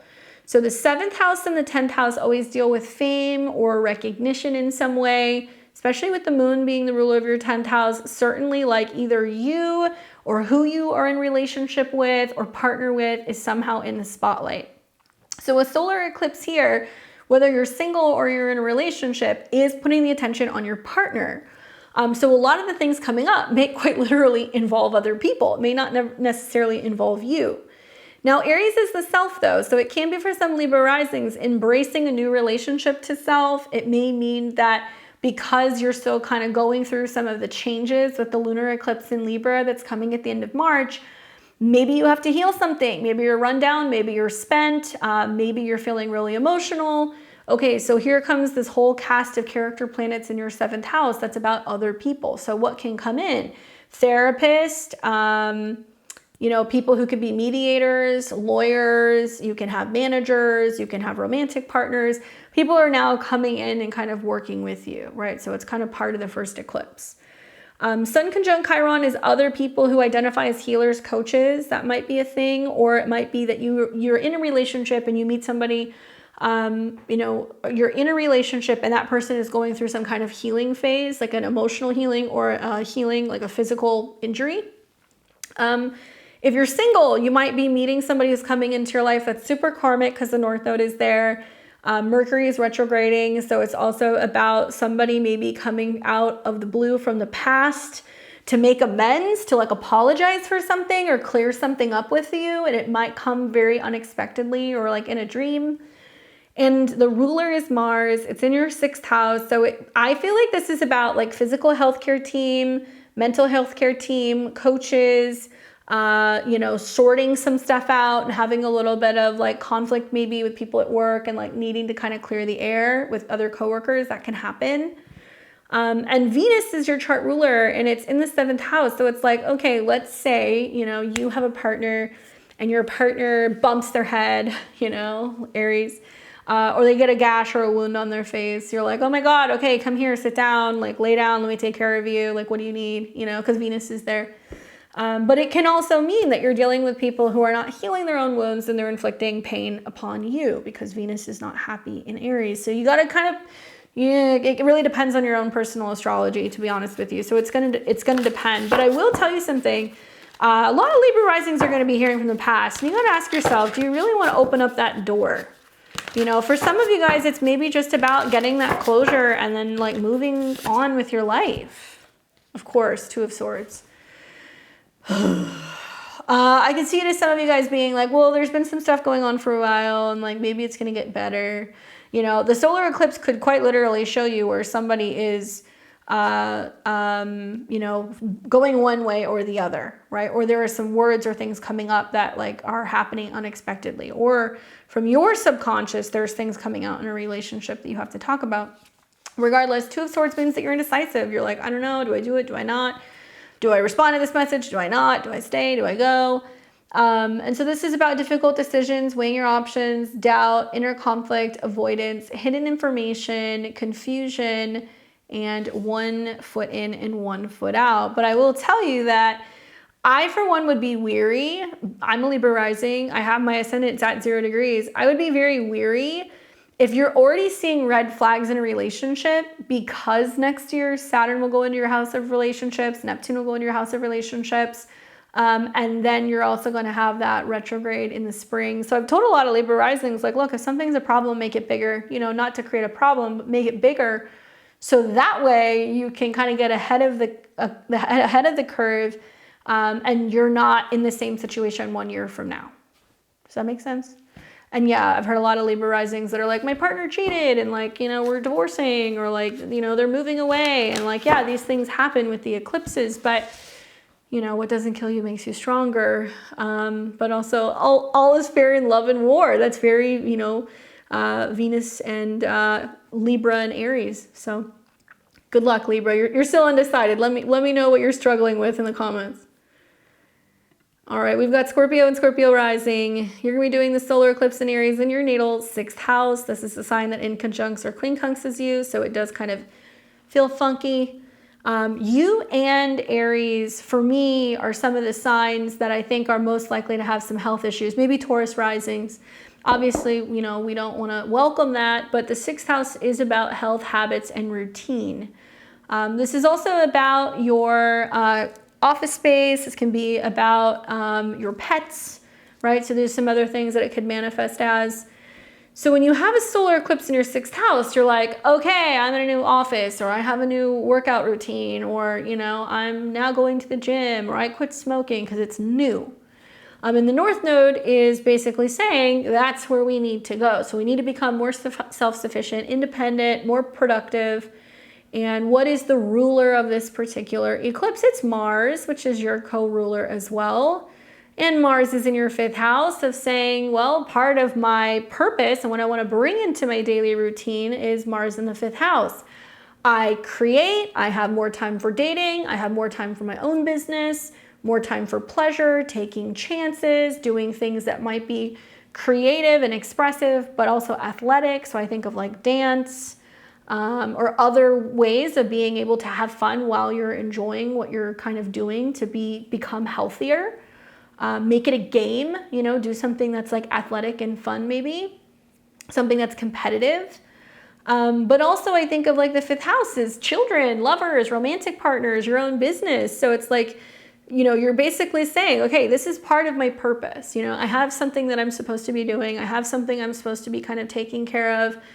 So it may mean that your hands are full taking care of kids, or that you're taking care of your health because you want to have a child. It can mean that you're saying, you know what, my schedule's crazy. I need to be better about my schedule and be more proactive in creating the time for dating so I can meet someone. That could happen as well. Obviously, Scorpio, that Jupiter-Uranus conjunction is getting strong in your 7th. So your schedule might be changing to better accommodate new changes in relationships, home, family, kids. But this can represent, because of the conjunction to Chiron, that you're healing something. And, you know, Aries on the cusp of the 6th house, sinus issues, migraines, headaches, gashes, wounds, burns, cuts, abrasions, sunburns, stuff with your face and your head. That's what you want to watch for. So I almost look at this and I'm like, what are you doing that's like extracurricular where you injure yourself? You know, you're out throwing around the baseball with your kid and your kid's got like an arm on him and it's just, and it hits you square in the face. You know, something like that could happen. Where you're running around with your pet, you know, playing too rough, and then it's like all of a sudden you're like, oh my God, I broke my arm. I mean, obviously we don't manifest these things, but that's the kind of stuff I think about when I look at this. And really being attentive to your health and your well-being. Now, on the flip side, you know, Mercury turning retrograde does indicate maybe you're like, I'm doing a heavy metal detox. I'm eating different kinds of meat. My, you know, diet has changed in some way, or my routine has changed some way, and the impact that that has on you psychologically by making those changes. So these are a number of different ways it can play out. Also look for potential changes that can be happening where you're feeling more motivated to make positive changes in your lifestyle. Maybe there's a new job that comes in. That's something else that I would look for as well. The card that I get for you is the Fool. It's funny that I was like, oh, Mars, Saturn. Like Mars is like about action, and Saturn is about like kind of like, you know, finding that form. Like it'd be so great to do like competitive swimming, or to do some kind of like, you know, dance class, or like something that's kind of more Piscean. And then you get the Fool card, which is like, just start something new, do something different, take a chance. New beginnings, innocence, originality, fearlessness, free spirit, fresh hope, taking chances, new paths, spontaneity, and a leap of faith. So you're taking a leap of faith and starting your own business? Are you taking a leap of faith and saying, I'm creating time for more creative projects? I'm blocking that off in my schedule. I'm learning a new hobby. You know, what are you doing? You're starting something new. Good luck. We've got Sagittarius and Sagittarius rising. What's going on, guys? You're having this solar eclipse in a fellow sister fire sign in your natal 5th house. So it will trine your sun, moon, or ascendant in some way. I think Sag rising is my favorite. Yeah, this is one of my favorite eclipse points of all of the 12 signs because, well, I mean, you got Venus in the 4th house. You've got, you know, the sun in the, Venus in the 5th house, the sun in the 5th house, the moon will be there. There's some kind of heart opening that's going on here. So 5th house is creativity, romance, self-expression. They're all areas of focus, and you may feel inspired to pursue new hobbies and creative projects, or there could be new developments in your love life. Okay, so if you're single, it's like, okay, I'm getting out there, I'm putting myself out there. If you're in a relationship, it's we're having date night, we're having fun. It's, you know, taking the initiative, Aries, to be like, I want to get out there and do something exciting and kind of a little daring. What's funny is that the ruler is Mars. And so you've got Mars conjunct Saturn, which is like, I want to do something, but I need form, you know, I need planning, I need timing in the 4th house. So this could manifest as a couple different ways. It's, you know, I'm starting this new business. Okay, I got to move some stuff around in like my spare bedroom, so I've got an office space, or I got to make the space in my living room, you know, so I can work. Or maybe I'm working in my kitchen until, you know, I'm finished painting the walls in my office. So you have to kind of move stuff around a little bit. Can be agitating having that in your 4th house because you're a mutable sign. It can also mean that you're like, woo, okay, you know, I am getting ready to, you know, start this new hobby and I need the space in my house to do it. Or, you know, I'm, you know, having this new beginning with a romantic relationship and this person's maybe moving in with me. So I got to kind of create space for them. But the 5th house is where we focus on, you know, taking chances, risks, having fun, falling in love, and expressing ourselves. And I think the retrograde here is about, you know, a partner encouraging you, or maybe you meet somebody who encourages you to be like okay with pleasure, with having fun, with not feeling bad because the Sun Chiron conjunction about, you know, taking more time, taking time to travel, right? Because the Sun rules your 9th house. It's like a person being like, you're working too hard. Like, you know, like that's not what life is about. Like, let's take more time to go out and do something and get out there. It could also mean that this is a huge turning point for your children. If you have kids, it may be a time where you're like, we have to move because, you know, we have a kid coming, or, you know, we're buying a house and starting a family. Not that these things will happen on the eclipse, but they may happen during the dates that I gave you that they unfold. So something really big going around in regards to your heart space, what you create, what you love, how you're having fun, and really learning how to play again. I think that's such a big thing for you, is learning how to make more time for playtime, right? The card that I get is the Knight of Swords.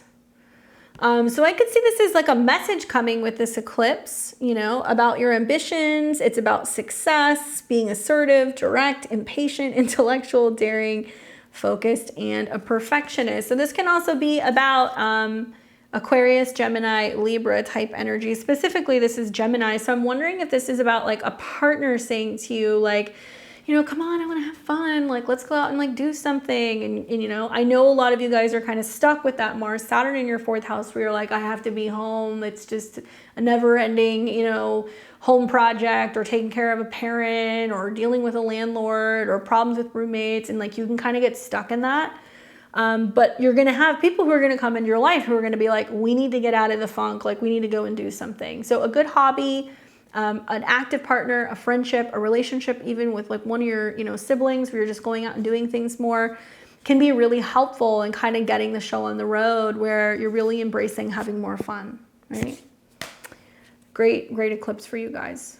And also, maybe I've seen a lot of Sag risings that are like, I bought my house, I'm painting the walls, I'm bringing in art, I'm wallpapering. And so like that could be another way that could manifest, is your self-expression coming through the home. All right, so we have Capricorn and Capricorn rising. You guys are doing this solar eclipse in Aries in your natal 4th house. So obviously any placements 17 to 21 of Capricorn, Sun, Moon, or rising, you'll feel a square from this eclipse. So it might feel a little bit more intense for you. What does it mean? Well, the moon is at home in the 4th house. So that's one thing that's kind of working in your favor. The 4th house rules home, ancestors, roots, family, the past, ends of situations, right? And so the 4th house can be, you know, a time with this particular eclipse where you're like, okay, you know, I'm looking for a new home. Or it's time to start a renovation, or, you know, I got to go and be with a parent, or I'm moving back home, or I'm returning to my hometown. This seems to be the theme, and you're spearheading this because Aries is what you do on your own. So for some of you, it's, I finally am, you know, leaving a marriage after 25 years. I have my own home. Or I'm, you know, moving off to school and I'm living in a dorm, that kind of stuff. So for you, it's, you know, home, family, roots being emphasized, and the eclipse brings new changes and new beginnings related to your home or your family dynamics. And I should have said this earlier in the video, but you know, some of the eclipses, they're already starting. You guys you've been feeling the energy really since like the end of February, beginning of March. So some of these things may already be happening. The eclipses just might be kind of like finalizing it. All right, so at the time of the eclipse, Mars is the ruler. It's conjunct Saturn in your third house. Personally, I think a lot of Capricorn risings are either moving and having to deal with leases and looking at leases, or making changes in their vehicles, and somehow that impacts, you know, coming and going back and forth from the home. I would really look at the fine print in leases or purchases of cars, homes, and things like that, because Mercury is retrograde at the time. It may mean that, you know, you're having to talk more with, you know, movers, because this can be about people coming in to help you, or your schedule at work is kind of changing because you're, you know, maybe moving or having to help a family member out, or you're traveling. Also, lots of communication challenges or breakdowns, either with like neighbors or with siblings, can come up. Because Mars attacks, right? Not the movie, I'm talking about the planet. Mars attacks when it's behind a planet. So it's attacking Saturn, you are Saturn. So it's saying you might get like an angry phone call, you know, like, you know, hey, like stop stomping around, from your downstairs neighbors, or somebody could leave a nasty note on your car, you know, or you could have like a altercation or something, you know, with a sibling, where there's like a little bit of a tiff because you guys are frustrated because you're trying to like move mom, right? Something like that can happen. And you can be, you can kind of be feeling like, man, like family is just like too much right now, and you're feeling attacked. So I'm just telling you this as a forewarning. The positive is that I think with a retrograde here, you know, it can really kind of push you out of your comfort zone and make you go, you know what? I'm not dealing with this situation anymore. I'm going to go and find my own defined space, or my own room, or my own city, where I can feel like more independent and free. That's really the focus. So it can be a little bit more challenging for obviously Capricorn, Aquarius, and Pisces, because that's where Saturn is. So just a heads up.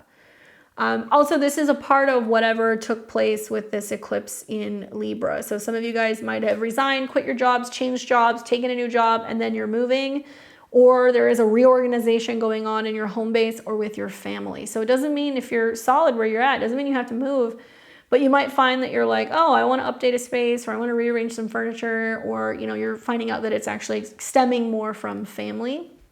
That's the other way of looking at it, okay? Especially family that's further away. Let's pull your card here.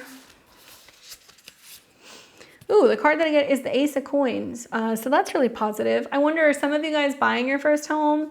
Are you having something, you know, of value? Is this a positive, fortunate shift for you? I think so. This is about new material offers, new jobs, promotions, new opportunities, new manifestations, resources, stability, and prosperity. So this is really positive for you in terms of what physical stuff you have and you possess. But I think it's about feeling like more emotionally grounded and finally getting to a point where you're like, oh, okay, I finally feel like I'm home, you know? Good luck. We've got Aquarius and Aquarius rising. You'll be doing this solar eclipse in Aries in your natal third house. This is going to be obviously all about communication, learning, short distance trips, vehicles. These are all highlighted. And you may feel compelled to express yourself more assertively or take action with your ideas or your plans. So I think that this is also about healing wounds revolving around how you think and how you speak to yourself, how you communicate with yourself. I do feel like if you've been feeling a little like insecure about writing something, learning something, sharing something, starting a podcast or a YouTube channel, or speaking your mind about something, it will come up. Yes, challenging, because the ruler of this is Saturn. That's your co-ruler as an Aquarius, and Mars is attacking Saturn. So it does mean that there is some like rethinking of, you know, reworkings of your mind in terms of your self-esteem and your values. You're changing something about an agreement, changing something about how you used to think. And it may be about money. Maybe you're rethinking the way that you see money. Maybe you're rethinking the way that you see yourself, building up your self-esteem, learning not to kind of beat yourself up, and speak kindly to yourself. I think that's part of it. I would be very careful with large purchases. I would be reading contracts. It does seem like there's something going on where you have to reassess something like what's the word that I'm thinking of? What is it? Give me a second, it'll come to me. Something that you have for like a gadget, basically. So, you know, like when you buy like an iPhone and they say, oh, you want to have it insured, like a warranty. There we go.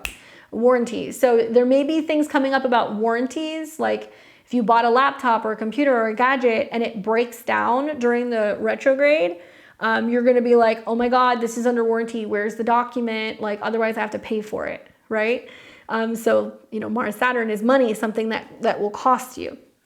Now, the other way of looking at this is, you know, things that you say that come out of your mouth and how you communicate and talk to other people, or what you promise them or go back and forth on, can also cost you. So words will have consequences. Things that you say will have consequences.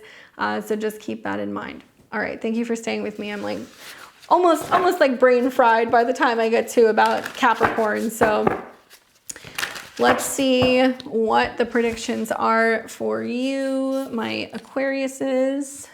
Oh, okay. So we have the Knight of Wands, which is kind of cool in the third house. I think some of you guys might be like working on something or negotiating something or writing something. This is about being courageous, energetic, charming, passionate, adventurous, free-spirited, a hero, impulsive, rebellious, hot-tempered, and having some sense of drive. So I think you're really like mind on fire, passionate, wanting to share your thoughts and your ideas about values. And it can be that you're like, there is a side of you that's like very like much wanting to be helping those in need, or be generous with other people, and be inspiring other people. And maybe you're doing that in a way where you're doing some like kind of like donation of time, services, or resources, and it can be very inspiring for other people. All right. And then we've got Pisces and Pisces rising. And if you guys listened to my video, I talk at length about how even though these eclipses are happening in Aries and in Libra, Saturn is kind of pulling the strings behind the scenes. So Pisces, you're very much involved in a lot of these eclipses because you have Saturn in your sign, because you have Mars in your sign, which is the ruler, and because you have Neptune in your sign. So it's like a lot kind of going on for you personally. So while you may feel like you're kind of in a fishbowl right now, where you're like, I have my good days and I have my bad days. And sometimes I see, you know, the forest through the trees and I'm, you know, focused and goal-minded. And other days you're just like out to lunch. That's okay. This particular solar eclipse is going to be taking place in your second house, which is also about money, resources, financial possessions, values, but also your self-esteem. So if you've been questioning or doubting yourself, this is an eclipse where you can kind of rebuild yourself in a way. This is also about reassessing your priorities and making changes to improve your financial situation and to increase your sense of self-worth. Okay, so at the time of the eclipse, the ruler is Mars, and Mars is in the first house. Super strong in the first house. It's about letting your intuition be your drive, telling you where you need to have better boundaries, and also telling you with the Neptune conjunction where you need to open up. What if I told you, Pisces, that you and your inability to feel good enough could quite literally be blocking your blessings? You can be your own worst enemy here. If you don't see your worth, if you don't create those boundaries, if you don't go after your goals, if you're not pushing yourself, and if you're losing momentum, it can have your financial situation going haywire. But if you envision and if you believe, yes, I am going to keep going, everything's going to be fine, eyes on the prize, this is what I'm, you know, envisioning for my life, this can be a very magical time where there's this sorting and sifting of your resources, your self-esteem. And if money is owed to you, it will come to you, right? If you know, wealth and abundance is meant to come your way, it'll come your way. A little bit of gratitude will go a long way. And I think that this might be a time where you're just, you know, talking more about what you're appreciative of and what you do have, so that way you can let love in and you can let resources and abundance in. Now, in your case, you know, it's kind of funky because, you know, even though Mars wants to charge ahead with something, Saturn's like, oh, hold up. So it might mean that your intuition is like, I don't think I should be investing in this, or I shouldn't be spending this money. And you just listen to that message, especially with the Cazimi. It may be that somebody owes you something, an apology, resources, funds, something that's going to help you rebuild your self-esteem. So if somebody owes you something, it may come back during the retrograde. And obviously Mercury rules relationships and home and family. So it can be a time where you're kind of like reevaluating, like, what do I want to keep in my house? What do I want to spend money on? What do I let go of? You know, how are things going with relationships? I know a lot of Pisces risings have said to me that, you know, they're coming into a period where they're breaking away from relationships, and now they're kind of deciding like what items of theirs do they hold on to and what do they give back. You could be doing that as well. If you're single, then it's just a time to really focus on, you know, building up your self-esteem and your financial sense, and feeling very confident about being more independent and self-sufficient when it comes to your finances. The card that I got for you is the moon. I wonder, because this involves the moon, right? It's a new moon. If it's going to be about something going on where, you know, you're getting ready to focus on this Jupiter going into your 4th house. It might be an expansion of your home. So your resources, your finances, your values might be getting in order before there's an expansion there. This might say that you need to wait until the next full moon to see the fruits of this. So obviously the next full moon is going to be in Scorpio. Okay, so it'll be 2 weeks after this date. But the moon is about illusions, things that are hidden, subconscious, unseen, the unknown, fears, trusting intuition, uncertainty, confusion, secrets, and things that are complex. Kind of makes me feel like the stuff going on with Pisces in your 1st house too, the Mars Saturn. It's like, I have to listen and trust my intuition. Let your intuition be your guide. Be super focused on being tapped into that and like making decisions, especially when it comes to your values, and letting that be your guide. Thank you guys so much. I appreciate you. I love you guys. Thank you for supporting me, for liking, commenting, sharing, and watching my channel. I'm wishing everybody a really good eclipse season. I am going to continue to keep creating these videos for you guys as long as I can. I know that this is going to be a really colorful and trying time for the collective, but I am also extremely optimistic that this is going to finally be kind of the big shift that is necessary for all of us collectively. Please don't hesitate to let me know what's going on with your chart, how this is impacting you. What do you think? Give me your feedback. I'd love to hear from you guys. Don't forget to check out my website at beyondtheveiltarot.com. There you can sign up for my newsletter where I send information about some of my courses. You can also check out my extended intuitive messages for this particular eclipse season. I sell candles, astrology calendars, courses, and you guys can see my sessions if you want to book with me. I'm now booking in July of 2024. So if you know you have a birthday coming up or something like that, feel free to check out my calendar and you can get on the books. Otherwise, I will be back here tomorrow. We're going to be doing live tarot readings. Catch me here at 7 o'clock p.m. Pacific and 5 o'clock p.m. Pacific, 8 p.m. Eastern. And we'll be reading tarot. So you guys can check out that link. It's going to be somewhere on my community tab if you would like to sign up. With that being said, I'll see you all very soon, and happy eclipses, guys. Happy eclipses. See you next time.